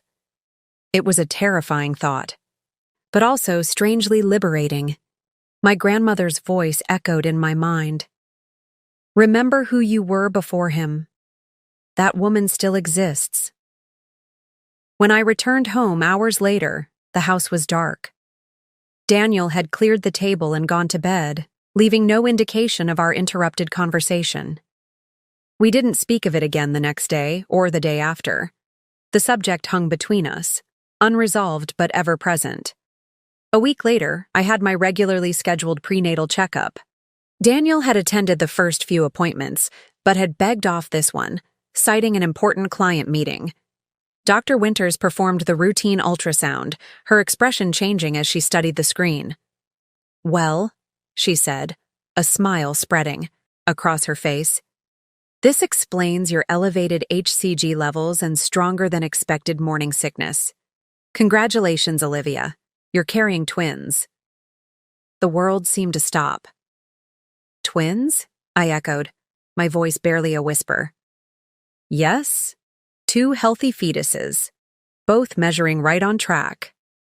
She turned the screen toward me, pointing out 2 distinct shapes, 2 tiny flickering heartbeats. Would you like to know the sex, or would you prefer to wait? I want to know, I managed, still processing the revelation. It looks like 2 boys, she said, studying the images. Though it's still relatively early, so that could change. But I'm fairly confident. Twin boys, 2 babies, double the joy, double the responsibility, and double the complication for Daniel's carefully planned ascent to partnership. I left the doctor's office in a daze, the ultrasound photos clutched in my hand. Twins weren't part of the plan, Daniel's plan.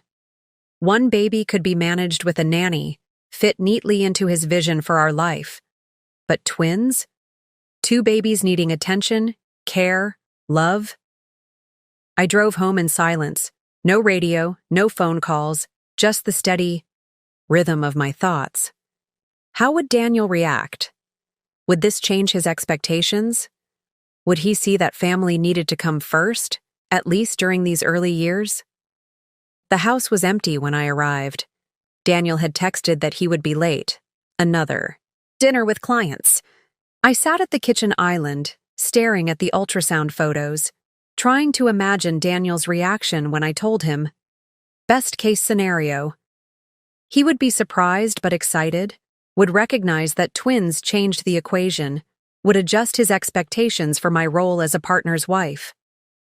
Worst case scenario. He would see this as an even greater complication, would double down on his insistence on full-time help, would expect me to compartmentalize motherhood even more thoroughly. As the hours passed and evening deepened into night, my anxiety grew. I tried calling Daniel, but the call went straight to voicemail. I texted but received no reply. By midnight, I was pacing the living room, my imagination conjuring increasingly worrying scenarios. Had there been an accident? Was he working incredibly late?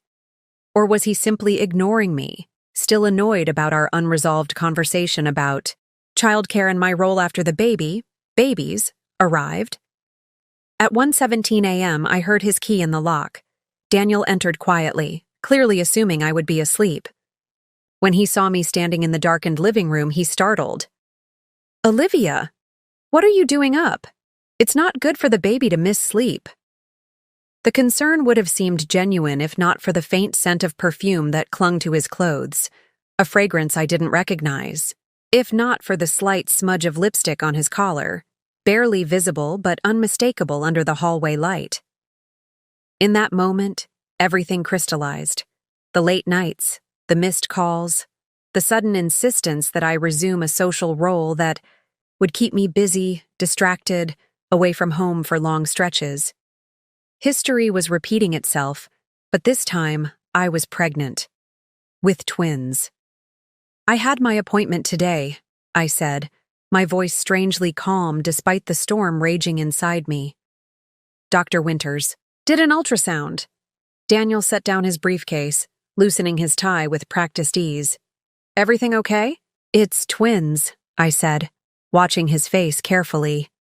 "Two boys." His expression froze, a series of emotions flickering across his features too quickly to identify. Shock, certainly, concern, calculation, and something else, something that looked terrifyingly like resentment. "Twins," he repeated, the word falling heavily between us. "Are you sure?" I handed him the ultrasound photos. 2 heartbeats, 2 babies, due in 6 months. Daniel stared at the images, his brow furrowed. Then he looked up at me, his expression now carefully composed into something resembling enthusiasm. "Well, this is unexpected, but we'll figure it out. The perfume, the lipstick, the late nights, the insistence on nannies and my return to social obligations. All the pieces fell into perfect, horrible alignment. And in that moment, I knew with absolute certainty that when I told Daniel I was pregnant with twins, I had inadvertently triggered the event that would ultimately end our marriage. The week after discovering I was carrying twins, and the evidence of Daniel's likely new affair, was surreal. We existed in a strange limbo, going through the motions of normal life while a seismic shift rumbled beneath the surface of our marriage. Daniel was suddenly attentive again, arriving home at reasonable hours, asking about my prenatal vitamins, even suggesting we start looking at nursery designs. But there was a mechanical quality to his concern, as if he were playing a role he no longer believed in. I said nothing about the perfume, the lipstick, the late-night return. I simply watched and waited, gathering my strength for what I knew was coming. The truth arrived on a rainy Tuesday morning, delivered not by Daniel, but by a text message from a number I didn't recognize. "You should know your husband has been seeing Vanessa Porter from his office for at least 3 months. I'm sorry to be the one to tell you, but as someone who's been in your position, I couldn't stay silent knowing you're pregnant. Take care of yourself and your baby." The message was unsigned, but I had my suspicions about the sender. Perhaps Sandra Mitchell, who had tried to warn me years ago. Or possibly another associate's wife who had witnessed something she couldn't ignore. I sat at the kitchen counter, staring at my phone until the screen went dark. Vanessa Porter. The new paralegal Daniel had mentioned several times, always in professional contexts. Young, brilliant, recently graduated from Harvard Law. I'd met her briefly at the firm's holiday party 6 months earlier. Oh, striking woman with confident eyes and an incisive mind that Daniel had praised effusively. I should have felt devastated, but instead, I felt oddly calm. This betrayal was almost a relief, confirmation that I wasn't imagining things, wasn't being hormonal or paranoid. I forwarded the text to Daniel without comment. Then I called Margaret Blackwell. "I need to know my options," I said when she answered, not bothering with pleasantries. "Daniel is having another affair. I'm 12 weeks pregnant with twins. I want out." Margaret's response was immediate and businesslike. "Come to my office at 2. Bring any financial documents you can access easily, but don't do anything that might alert him that you're preparing to leave." I spent the morning in a strange, calm state of efficiency. I photographed statements from our joint accounts, made copies of our most recent tax returns, gathered the prenuptial agreement I'd signed before our wedding, a document I'd barely read at the time, trusting Daniel's assurance that it was just a formality, standard for anyone at the firm. Daniel called at 11:43 a.m., his voice tight with controlled panic. "We need to talk about that text you forwarded." "Yes, we do," I agreed. "But not over the phone. I'll be home this evening." "Olivia, it's not what it looks like. This is someone trying to cause trouble." "Tonight, Daniel," I interrupted. "I have an appointment this afternoon." "What appointment? Is it about the babies?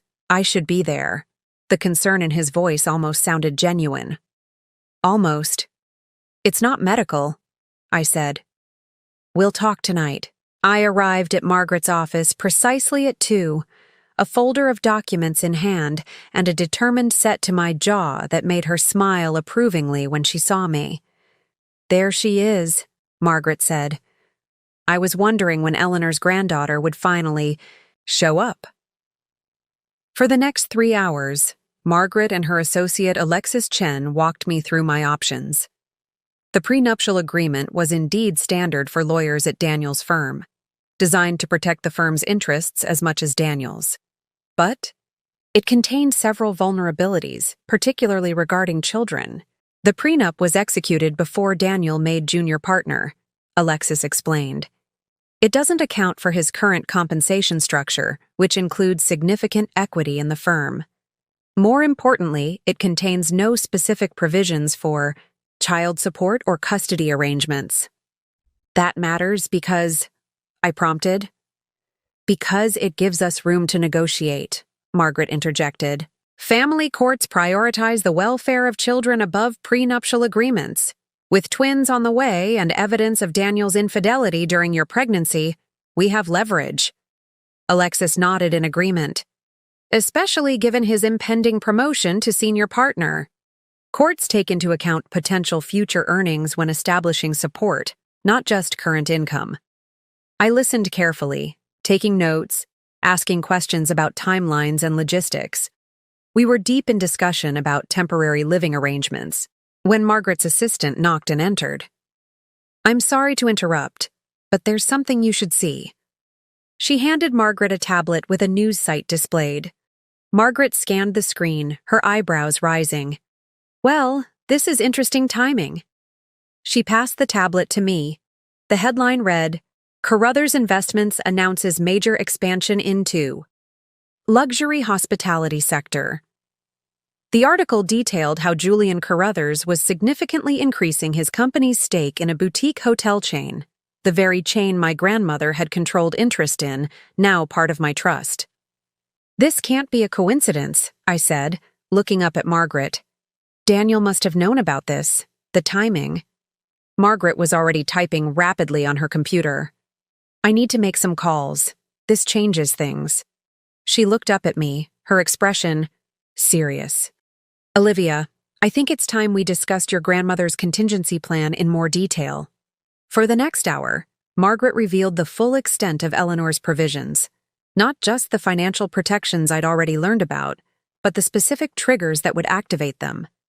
Marriage dissolution during pregnancy was just one of several conditions Eleanor had anticipated. Your grandmother was extraordinarily thorough, Margaret explained.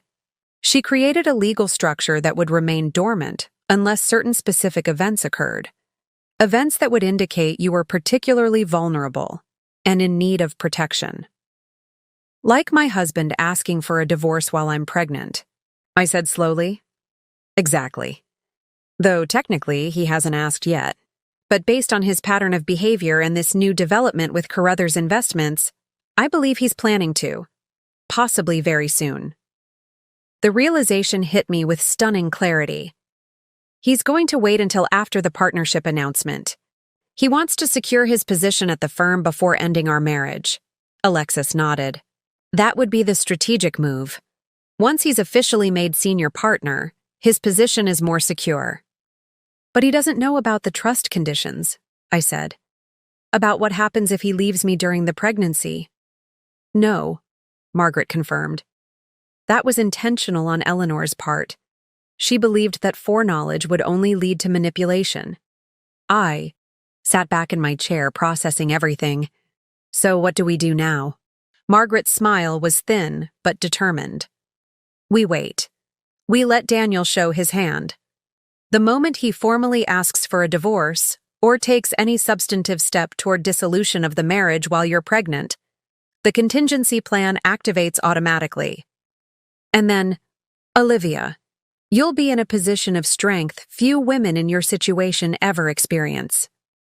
I returned home that evening prepared for a confrontation about the text message, about Vanessa Porter, about the lies and betrayal. Instead, I found an empty house and a brief note on the counter. Emergency client situation. Had to fly to Chicago. Back tomorrow. We'll talk then. The coward's way out. Another night to formulate his denial, to craft his defense, to strategize his approach. Typical Daniel. Always calculating. Always managing the narrative. I slept in the guest room that night, surrounded by pillows supporting my slightly swelling belly, my hand resting protectively over the place where my sons grew, blissfully unaware of the turmoil surrounding them. In the morning, I received a text from Daniel. Flight delayed. Meeting with Carruthers' team now about hotel acquisition. We'll explain everything tonight. I love you. Those last 3 words, so casually offered, so utterly false, steeled my resolve. Whatever happened next, I would face it with the strength my grandmother had seen in me even when I couldn't see it myself. That afternoon, Margaret called with news that made everything suddenly terribly clear. Olivia, she said without preamble, my contact at Carruthers just confirmed something important. The hotel chain acquisition has been in development for months, with Matthews and Levine handling the legal work. Daniel's firm, I said, the pieces falling into place. Yes. And specifically, Daniel's team. He's been the lead counsel on this deal from the beginning. He knew exactly what he was doing when he decided to end your marriage. The moment of truth had arrived, though Daniel wasn't even present for it. My husband had been planning to leave me, while I was pregnant with his children, to capitalize on a business opportunity involving assets that would become mine the moment he asked for that divorce. The irony was breathtaking. The man who prided Himself, on seeing 10 moves ahead, had missed the most important piece on the board. "What happens now?" I asked, a strange calm settling over me. "Now," Margaret replied, "we prepare for Daniel to come home and show his true colors. And when he does, Olivia, I promise you this, he'll have no idea what's about to hit him." Daniel arrived home just after 7 the following evening. I was sitting in the living room, a cup of herbal tea growing cold beside me, my grandmother's journal open in my lap. Margaret had given it to me that afternoon. A leather-bound book I'd never seen before, filled with Eleanor's elegant handwriting and dated entries spanning the last year of her life. "Eleanor asked me to keep this until you might need it," Margaret had explained. "She said you'd know when the time was right," reading my grandmother's private thoughts, her observations about Daniel, her concerns for me, her meticulous planning for my protection, had been both heartbreaking and empowering. Eleanor had seen so clearly what I had refused to acknowledge. When Daniel walked through the door, his expression was carefully composed, the same look he wore in courtrooms and negotiations when he needed to appear contrite but confident. "Olivia," he began, setting down his briefcase, "we need to talk about that text message." "Yes," I agreed calmly. "We do."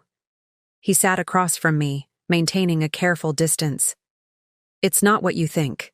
Vanessa is a paralegal on the Carruthers acquisition. We've been working long hours together, which has sparked office gossip. Someone is trying to cause trouble. I studied him. This man I'd loved for 8 years. This consummate liar who believed I was still naive enough to accept his explanations without question." "That's interesting," I said, my voice steady. "Because I spoke with Vanessa yesterday." Flicker of alarm crossed his face before he regained control. "You called her? Olivia? That was incredibly inappropriate. She's a colleague." "Actually, she called me," I interrupted, the lie flowing easily. "She was quite upset. Apparently, you told her our marriage was essentially over, that you were waiting for the right time to leave me. She felt terrible when she learned I was pregnant." Daniel's face paled slightly. "She's lying. I never said that." "Really?" "Because it aligns perfectly with what you've been doing for the past 3 months. The late nights, the missed calls, the lipstick on your collar last week, the sudden partnership announcement coinciding with the Carruthers Hotel acquisition, an acquisition involving a chain my grandmother happened to have significant interests in." His expression shifted from faux concern to wary calculation. "What are you talking about? Your grandmother's investments have nothing to do with this." I closed Eleanor's journal and set it aside, leaning forward. "I know everything, Daniel. About Vanessa, about the acquisition, about your plans to wait until after the partnership announcement to ask for a divorce." For a moment, he said nothing, visibly recalculating his approach. Then his demeanor changed entirely, the concerned husband persona vanishing, replaced by the cold, tactical attorney I'd glimpsed in unguarded moments over the years. "Clearly someone has been feeding you stories," he said, his voice hardening. "Your grandmother's trust fund is modest at best. It has no connection to Carruthers, investments, or the hotel acquisition." "That's what I thought too," I replied, "until Margaret Blackwell showed me the complete trust documents, the ones you never knew existed." A flicker of uncertainty crossed his face. "Margaret Blackwell? You've been speaking with your grandmother's attorney without consulting me?" "That's my right," I finished for him, just as it was my grandmother's right to create provisions in her trust that would activate under certain conditions. Conditions like her granddaughter's husband abandoning her during pregnancy. Daniel stood abruptly, pacing to the window and back, his confident facade cracking. "This is absurd. Whatever Margaret told you, she's exaggerating the situation to drum up legal fees. Your grandmother's estate was straightforward. I reviewed the documents myself." "You reviewed what she wanted you to see," I corrected. "The base trust, the visible assets." "But there was much more, Daniel. a whole structure designed to protect me if you ever showed your true colors. He scoffed, but I could see the first hints of genuine concern in his eyes. And what exactly are these mysterious provisions supposed to do? They're already doing it, I said simply. The moment you began work on the Carruthers Hotel acquisition without disclosing your conflict of interest, the first phase activated. Margaret has been monitoring the situation for months. This caught him completely off guard. Conflict of interest? What conflict? The hotel chain Carruthers is acquiring? My grandmother maintained controlling interest through a separate family trust, a trust that transfers entirely to me under certain conditions, one of which is divorce filed during pregnancy. Daniel stared at me, his legal mind rapidly assessing implications. That's impossible. The ownership structure of the Meridian Hotel Group is clear. Carruthers is purchasing from a consortium of private equity investors. A consortium that includes Eleanor Blackwell Holdings, I confirmed. A shell company my grandmother established 20 years ago, managed through a series of blind trusts, very deliberately obscured for precisely this type of situation. For the first time in our marriage, I watched Daniel at a complete loss for words. He sank back into his chair, his expression cycling through disbelief, calculation, and the dawning horror of recognition. You're bluffing, he said finally, but without conviction. Call Julian Carruthers, I suggested. Ask him about the ownership verification his team requested last week. Ask why there's suddenly a hold on the acquisition paperwork your firm has been preparing for months. The color drained from Daniel's face as the full implications hit him. His career, his partnership, his carefully cultivated relationship with Carruthers, all potentially compromised. This is insane, he muttered, more to himself than to me. Eleanor couldn't possibly have orchestrated something this complex. My grandmother built and sold 3 companies before she was 50, I reminded him. She played chess while you were playing checkers, Daniel. She saw you clearly from the beginning, saw what you might do, what you might become. He stood again, running a hand through his perfectly styled hair, visibly recalibrating. Even if what you're saying is true, and I'm not conceding that it is, it doesn't change anything between us. We can work through this, Olivia. For the babies, if nothing else. The calculated mention of our children, twin boys he'd shown no genuine enthusiasm for, hardened my resolve. There's something else you should know, I said quietly. Something Margaret discovered during her review of the trust documents. Daniel tensed, clearly bracing for another revelation. The prenuptial agreement I signed? It includes a morality clause that renders it null and void in cases of infidelity during pregnancy. That's not possible, he snapped. I reviewed that document personally before the partners approved it. Yes, you did, I agreed. But apparently you missed page 17, paragraph 3, subsection B, the clause my grandmother's attorney insisted be added during the final revision. The one your firm accepted because they wanted to expedite our wedding to coincide with the Carruthers charity gala. Daniel's expression was thunderous now. You're making this up. No such clause exists. I reached for the folder on the coffee table and extracted a highlighted copy of our prenuptial agreement. See for yourself. He snatched the document, his eyes scanning the indicated section. As he read, his face darkened with fury. This is fraud, he hissed. This clause wasn't in the original draft. It was in the version I signed, I countered calmly. The version you were too busy to review carefully before the wedding because you were focused on impressing Julian Carruthers at the gala. Daniel threw the document down, his carefully maintained composure finally cracking completely. So this is your plan? Use some legal technicality to extort a better divorce settlement? Threaten my career, my partnership, unless I give you what you want? No, Daniel. That would be your approach. I placed a protective hand over my stomach where our sons grew. I'm not you. I don't use people as stepping stones to get what I want. Then what exactly do you want? he demanded. The question hung in the air between us. What did I want? Revenge? Justice? Freedom? I want what my grandmother wanted for me, I said finally. A life where I'm valued for who I am, not what I can do for someone else. A future where my children see their mother stand up for herself. And yes, Daniel, I want you to face consequences for your choices. His laugh was bitter, ugly. All this time, I thought you were this sweet, accommodating woman. Turns out you're just like your grandmother, manipulative, calculating.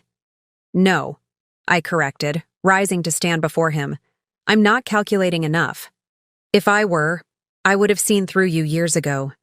But I'm learning. The look he gave me was cold, assessing, any pretense of affection completely gone. This isn't over, Olivia. I have resources too. Connections. The best lawyers in the city. I'm counting on it, I replied. The higher the stakes, the more visible the fall.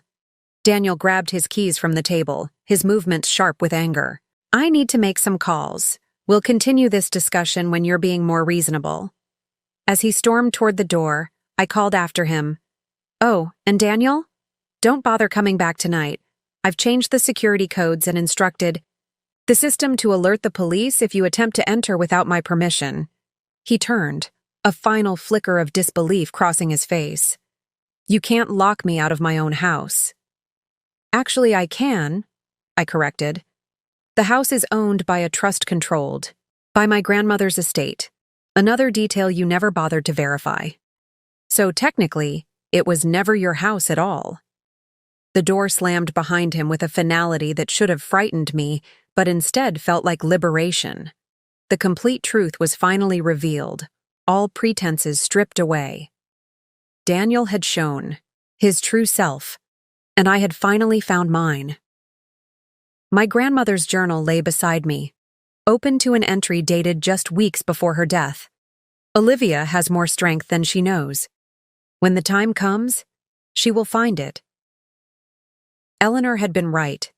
The strength had been there all along, waiting for me to claim it. After Daniel stormed out, the house felt different, lighter somehow, as if a long-held tension had finally released. I moved through the rooms that had been my gilded cage for years, seeing them with new eyes. The carefully selected furniture, the tasteful artwork, the neutral palette that Daniel had insisted upon, all of it designed to project an image rather than create a home. I slept peacefully that night for the first time in months. The next morning brought a flurry of activity. Daniel's attorney, a shark-like divorce specialist named Lawrence Keller, called at precisely 9 a.m. Mrs. Matthews, he began without preamble, I'm representing your husband in this unfortunate matter. I'd like to schedule a meeting to discuss terms for an amicable separation. My attorneys will contact you, I replied calmly. Until then, all communication should go through proper channels. Mrs. Matthews, his tone sharpened. In the interest of expediency, It's Ms. Reynolds now, I interrupted. And I believe I was clear about proper channels, Mr. Keller. I ended the call and immediately contacted Margaret, who sounded almost gleeful. Lawrence Keller, Daniel's not playing around. Keller specializes in aggressively protecting high-net-worth clients, particularly when there's a disparity in financial resources. She chuckled. Or at least, what he thinks is a disparity. This is going to be interesting. By noon, Alexis Chen had formally responded to Keller, establishing clear boundaries for communication and requesting an exhaustive list of financial disclosures, many of which would force Daniel to reveal details about his partnership compensation that he'd kept hidden from me during our marriage. While the lawyers began their dance, I received an unexpected call from Marianne Carruthers. Olivia, she said warmly, I hope you don't mind me reaching out directly. Julian and I just heard about your situation from Margaret Blackwell, and we wanted to express our support. I was momentarily speechless. The Carruthers were Daniel's most important clients, the cornerstone of his career advancement. Their support was the last thing I expected. That's very kind of you, I managed finally. Not at all, Marianne continued. Eleanor was a dear friend of mine for many years. We served on several boards together. When she told me about her concerns regarding Daniel, I shared them, though I respected her desire to give your marriage every chance to succeed. The revelation stunned me.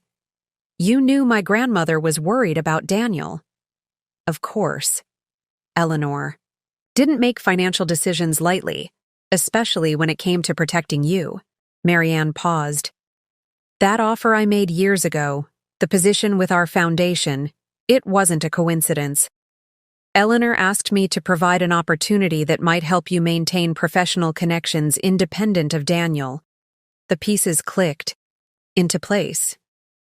What I'd interpreted as a chance encounter had been deliberately orchestrated by my grandmother, another attempt to protect me that Daniel had thwarted. I don't know what to say, I admitted. You don't need to say anything, Marianne assured me.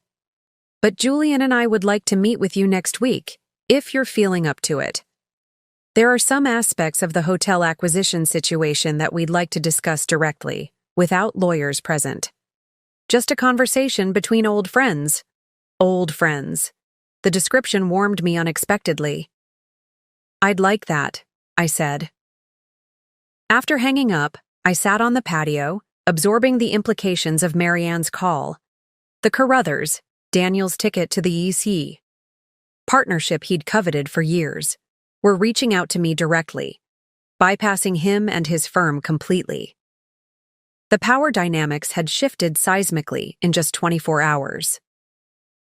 That afternoon, Margaret called with news that confirmed just how dramatically the tables had turned. The partners at Matthews and Levine have called an emergency meeting, she reported. Apparently, Julian Carruthers contacted the managing partner directly this morning to express concerns about a potential conflict of interest involving Daniel's work on the hotel acquisition. What does that mean for the partnership announcement? I asked. At minimum, it's delayed. At worst, for Daniel, it's off the table entirely. Margaret's satisfaction was evident. They've also formally requested verification of ownership structures for all Meridian Hotel Group properties, which means they're just now discovering the Eleanor Blackwell Holdings connection. How did Daniel not know about this? I wondered. Aloud. He's meticulous about due diligence. Eleanor was more meticulous, Margaret replied simply. She intentionally structured her holdings through multiple layers of private trusts, specifically to prevent Daniel from discovering the connection. It was only visible to those who knew exactly where to look. The protection my grandmother had built for me went beyond anything I could have imagined. Not just financial safeguards, but a carefully constructed network of relationships and resources I could draw upon when needed. By evening, the first concrete evidence of my unexpected advantage materialized in the form of a preliminary settlement offer from Daniel's attorney. The terms were surprisingly reasonable, generous even, with provisions for substantial child support, continued health insurance, and a lump sum payment that far exceeded what the prenuptial agreement would have allowed. He's panicking, Alexis observed when I forwarded the offer. This is not the opening position of someone who thinks he has the upper hand. Something's happened at the firm. What had happened, as I would learn the following day, was that the Carruthers Investments legal team had formally requested Daniel's removal from all matters related to their business, citing undisclosed conflicts and ethical concerns. In the space of 48 hours, Daniel had gone from rising star on the verge of partnership to a potential liability his firm couldn't afford. The unexpected advantage my grandmother had built for me wasn't just financial, it was reputational, professional, and social. All the domains where Daniel had always assumed superiority had suddenly tilted in my favor. The man who had dismissed my grandmother's trust as a pittance was now scrambling to contain the damage as that same trust systematically dismantled the career he'd prioritized above all else, above honesty, above fidelity, above his marriage, and his unborn children. 3 days after our confrontation, Daniel texted asking to meet. I agreed to coffee at a neutral location, a busy cafe downtown where the public setting would discourage any dramatic scenes. Margaret advised against meeting him at all, but I needed to see his face, to watch him squirm as he attempted to salvage what he could from the wreckage of his plans. I arrived first, selecting a table with a clear view of the entrance. When Daniel walked in 10 minutes later, I barely recognized him. Gone was the impeccably groomed attorney with confident posture and calculating eyes. This Daniel looked haggard, with dark circles under his eyes and a rumpled suit that suggested he'd been sleeping in his office. "Olivia," he said, sliding into the chair across from me. "Thank you for meeting me." I nodded but said nothing, waiting. "I've had some time to think," he continued, his voice low and measured. "This situation has escalated in ways neither of us intended. I think we need to take a step back and consider what's best for everyone involved." "You mean what's best for you?" I corrected calmly. "Now that your partnership is in jeopardy and the Carruthers account is at risk." He flinched slightly. "That's not fair. I care about you, about our children." "Twins," I reminded him. "Twin boys. You haven't once referred to them specifically since I told you." Daniel's expression softened in that practiced way I'd seen him use in negotiations, a calculated display of vulnerability designed to elicit sympathy. "You're right," he admitted, reaching for my hand across the table. I pulled back before he could touch me. "I've been overwhelmed. The pregnancy, the partnership, everything happened so quickly. I handled it badly, I know that now." "Badly?" I echoed. "You were planning to divorce me while I was pregnant with your children. You were having an affair with your paralegal. You were working on an acquisition involving my grandmother's assets without disclosing the conflict. Badly doesn't begin to cover it, Daniel." He sighed, running a hand through his disheveled hair. "I made mistakes, serious ones. But people make mistakes, Olivia. Marriages go through difficult periods. We can work through this." "Why would we?" I asked simply. "Why would I ever trust you again?" "Because of our history," he urged. 8 years together. Because of our children. Because, despite everything, we built something worth saving. I studied him, recognizing the desperate calculation behind his words. This wasn't about love or family. This was about damage control. Daniel had assessed his options and determined that reconciliation was his best remaining play. "Tell me," I said, leaning forward slightly.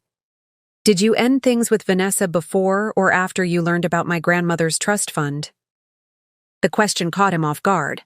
"That's not relevant to—" "It's entirely relevant," I interrupted. "Was it before or after you discovered that divorcing me would cost you the Carruthers account and your partnership?" His silence was answer. "Enough." "That's what I thought," I said, gathering my purse. "This meeting is over." "Wait," he said, his voice sharper now. "You didn't let me finish. I've drafted a post-nuptial agreement that addresses your concerns while preserving our marriage. Generous terms for you and the children, complete financial transparency going forward. Even a provision returning your name to the house deed." I almost laughed. "You still don't understand, do you? This isn't a negotiation, Daniel.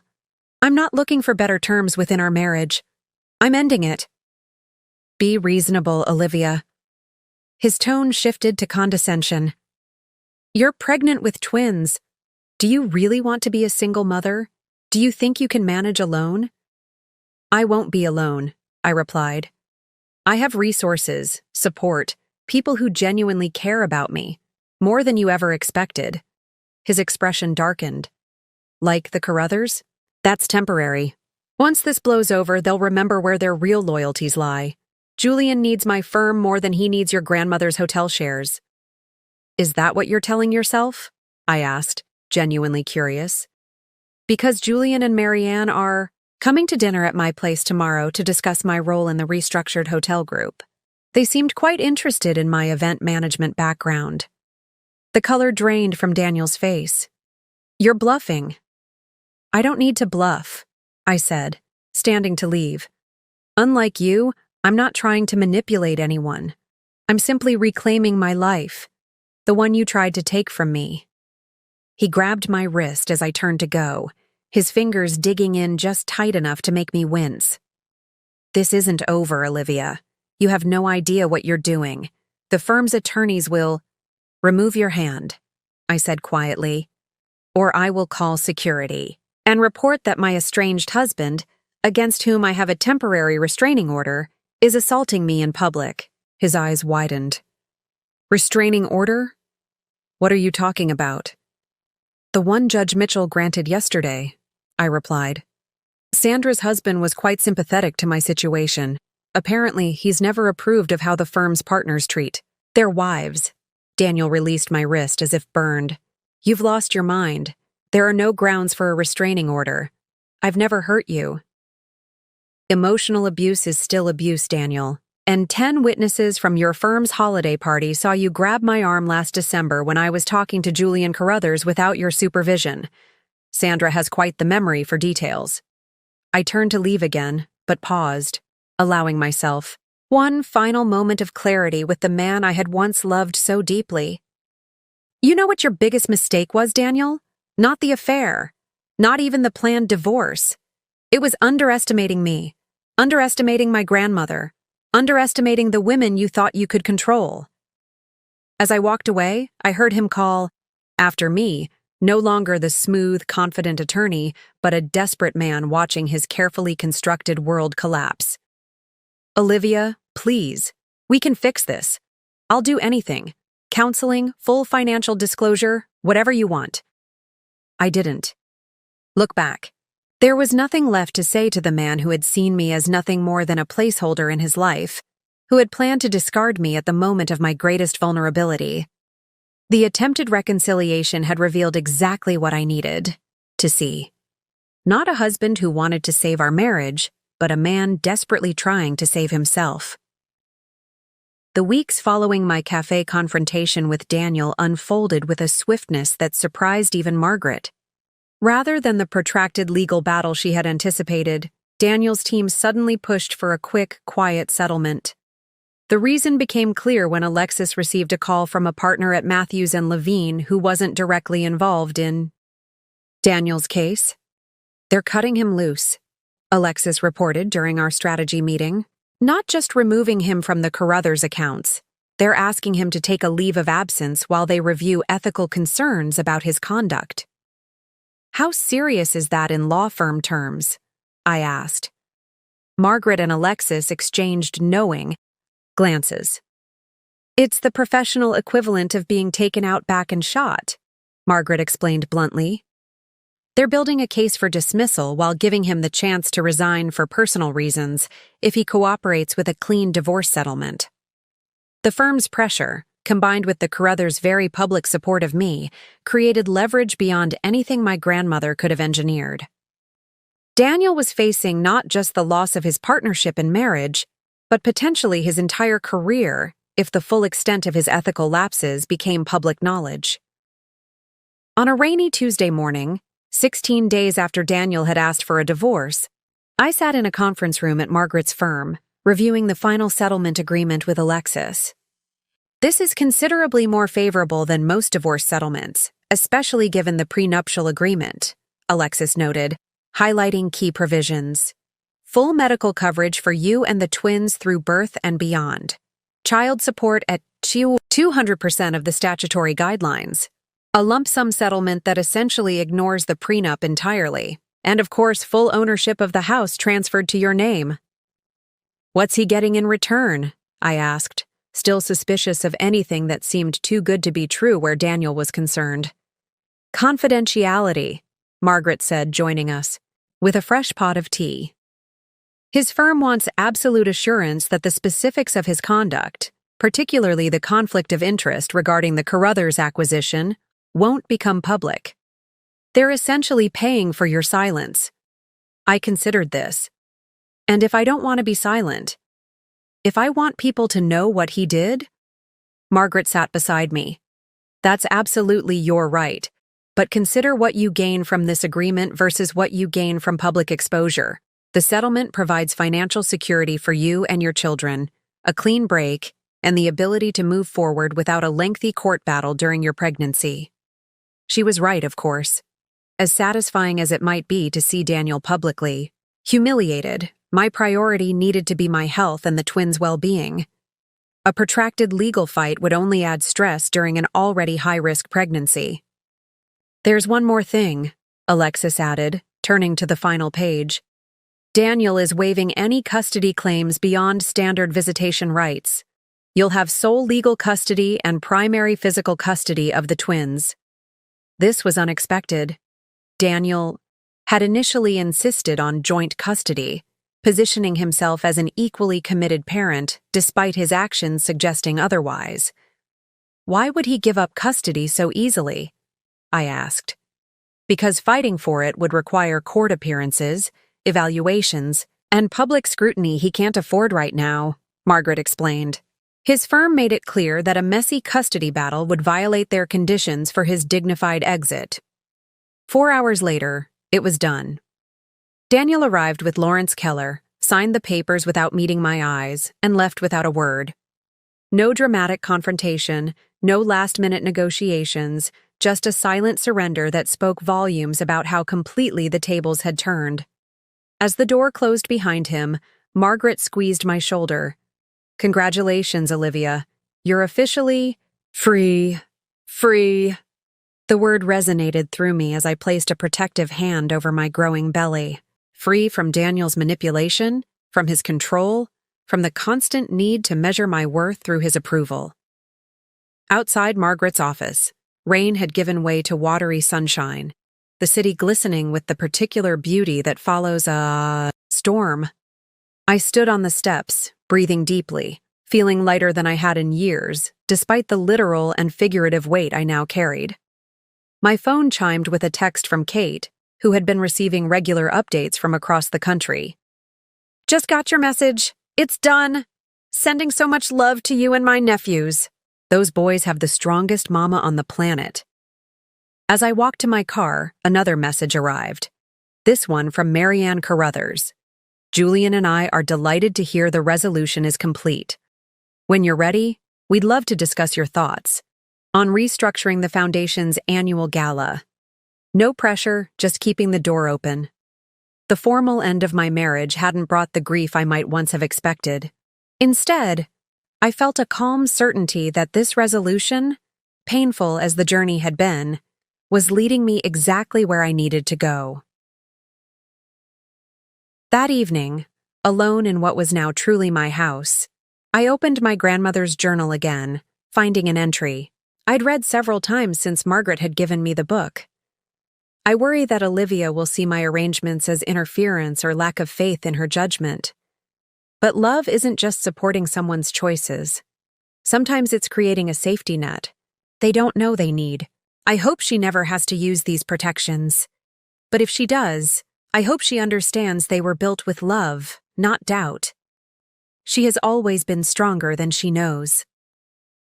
For the first time, I fully grasped what Eleanor had done. She hadn't just protected me financially. She had created a path back to myself, a way to reclaim my independence when I was at my most vulnerable. The formal resolution of my marriage wasn't just the end of one chapter, but the beginning of something entirely new. I fell asleep that night with my grandmother's journal beside me, and my hands resting on my stomach, where my sons grew stronger each day, blissfully unaware of how fiercely they were already loved and protected. 4 months after signing the divorce papers, I stood in what would soon be the twins' nursery, supervising the delivery of 2 matching cribs. My belly had grown enormous.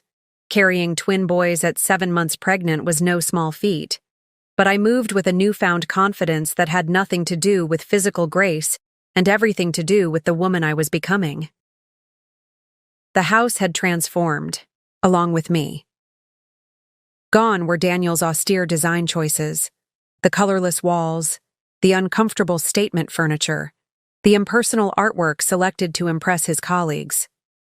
In their place, warm colors, comfortable seating, and photos of people I actually loved. Kate and her family, my parents in younger days, and prominently displayed on the mantel, my grandmother Eleanor in her garden, laughing at the camera with twinkling eyes that seemed to say, "I told you so."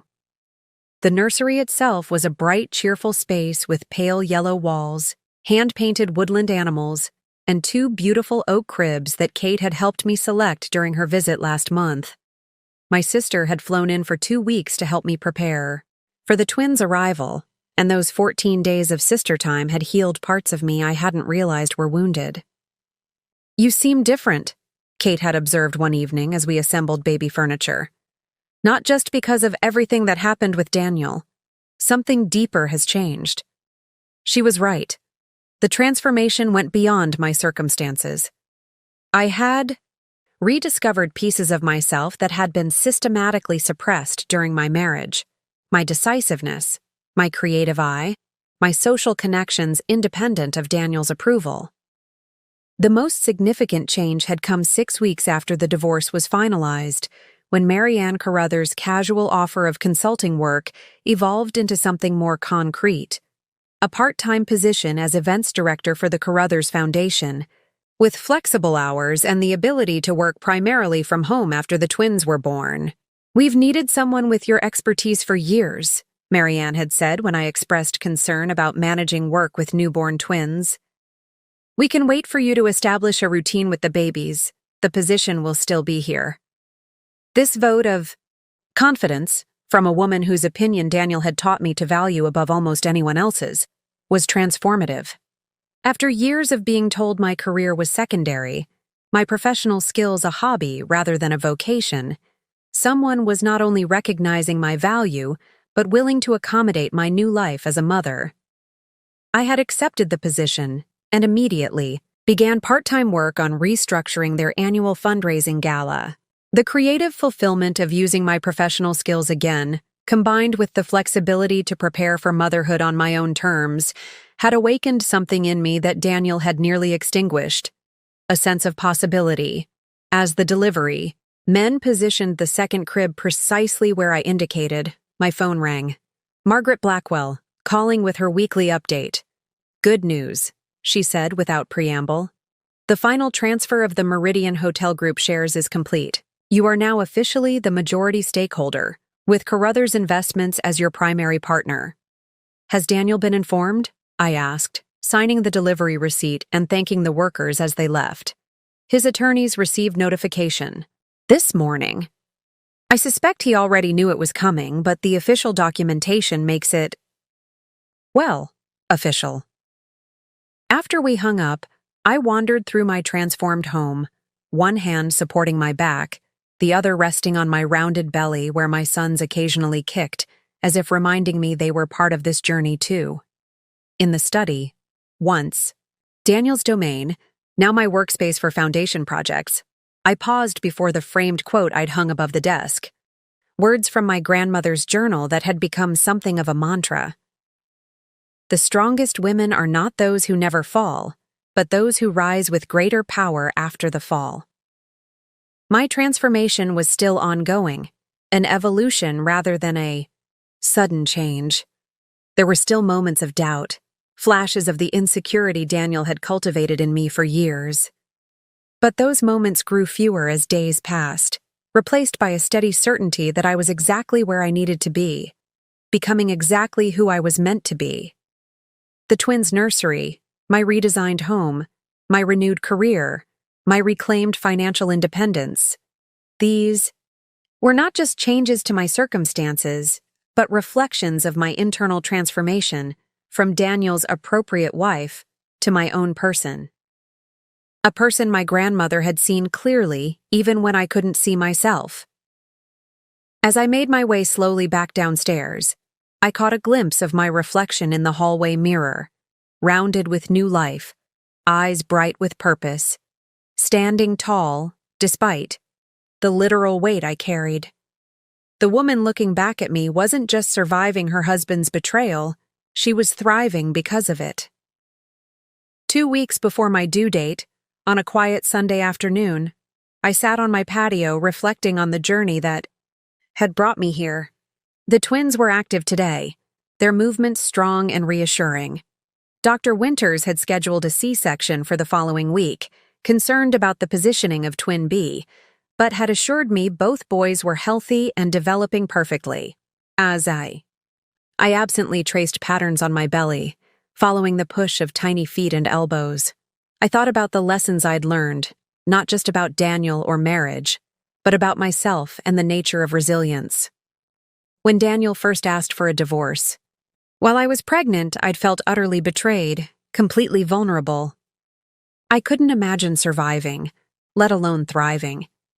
Yet here I was, preparing to welcome my sons into a home filled with love and stability, supported by a community I had rebuilt, financially secure in ways I never would have been had I remained in my marriage. The irony wasn't lost on me. By attempting to discard me at my most vulnerable moment, Daniel had inadvertently set me free. His betrayal had activated not just my grandmother's financial protections, but something deeper within myself.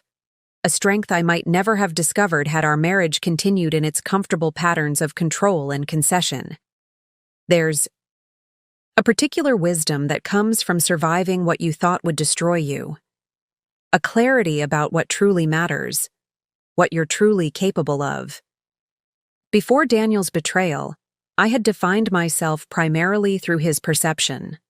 My worth had been measured by his approval, my success by how well I fulfilled his expectations. Now I understood something my grandmother had tried to teach me years earlier.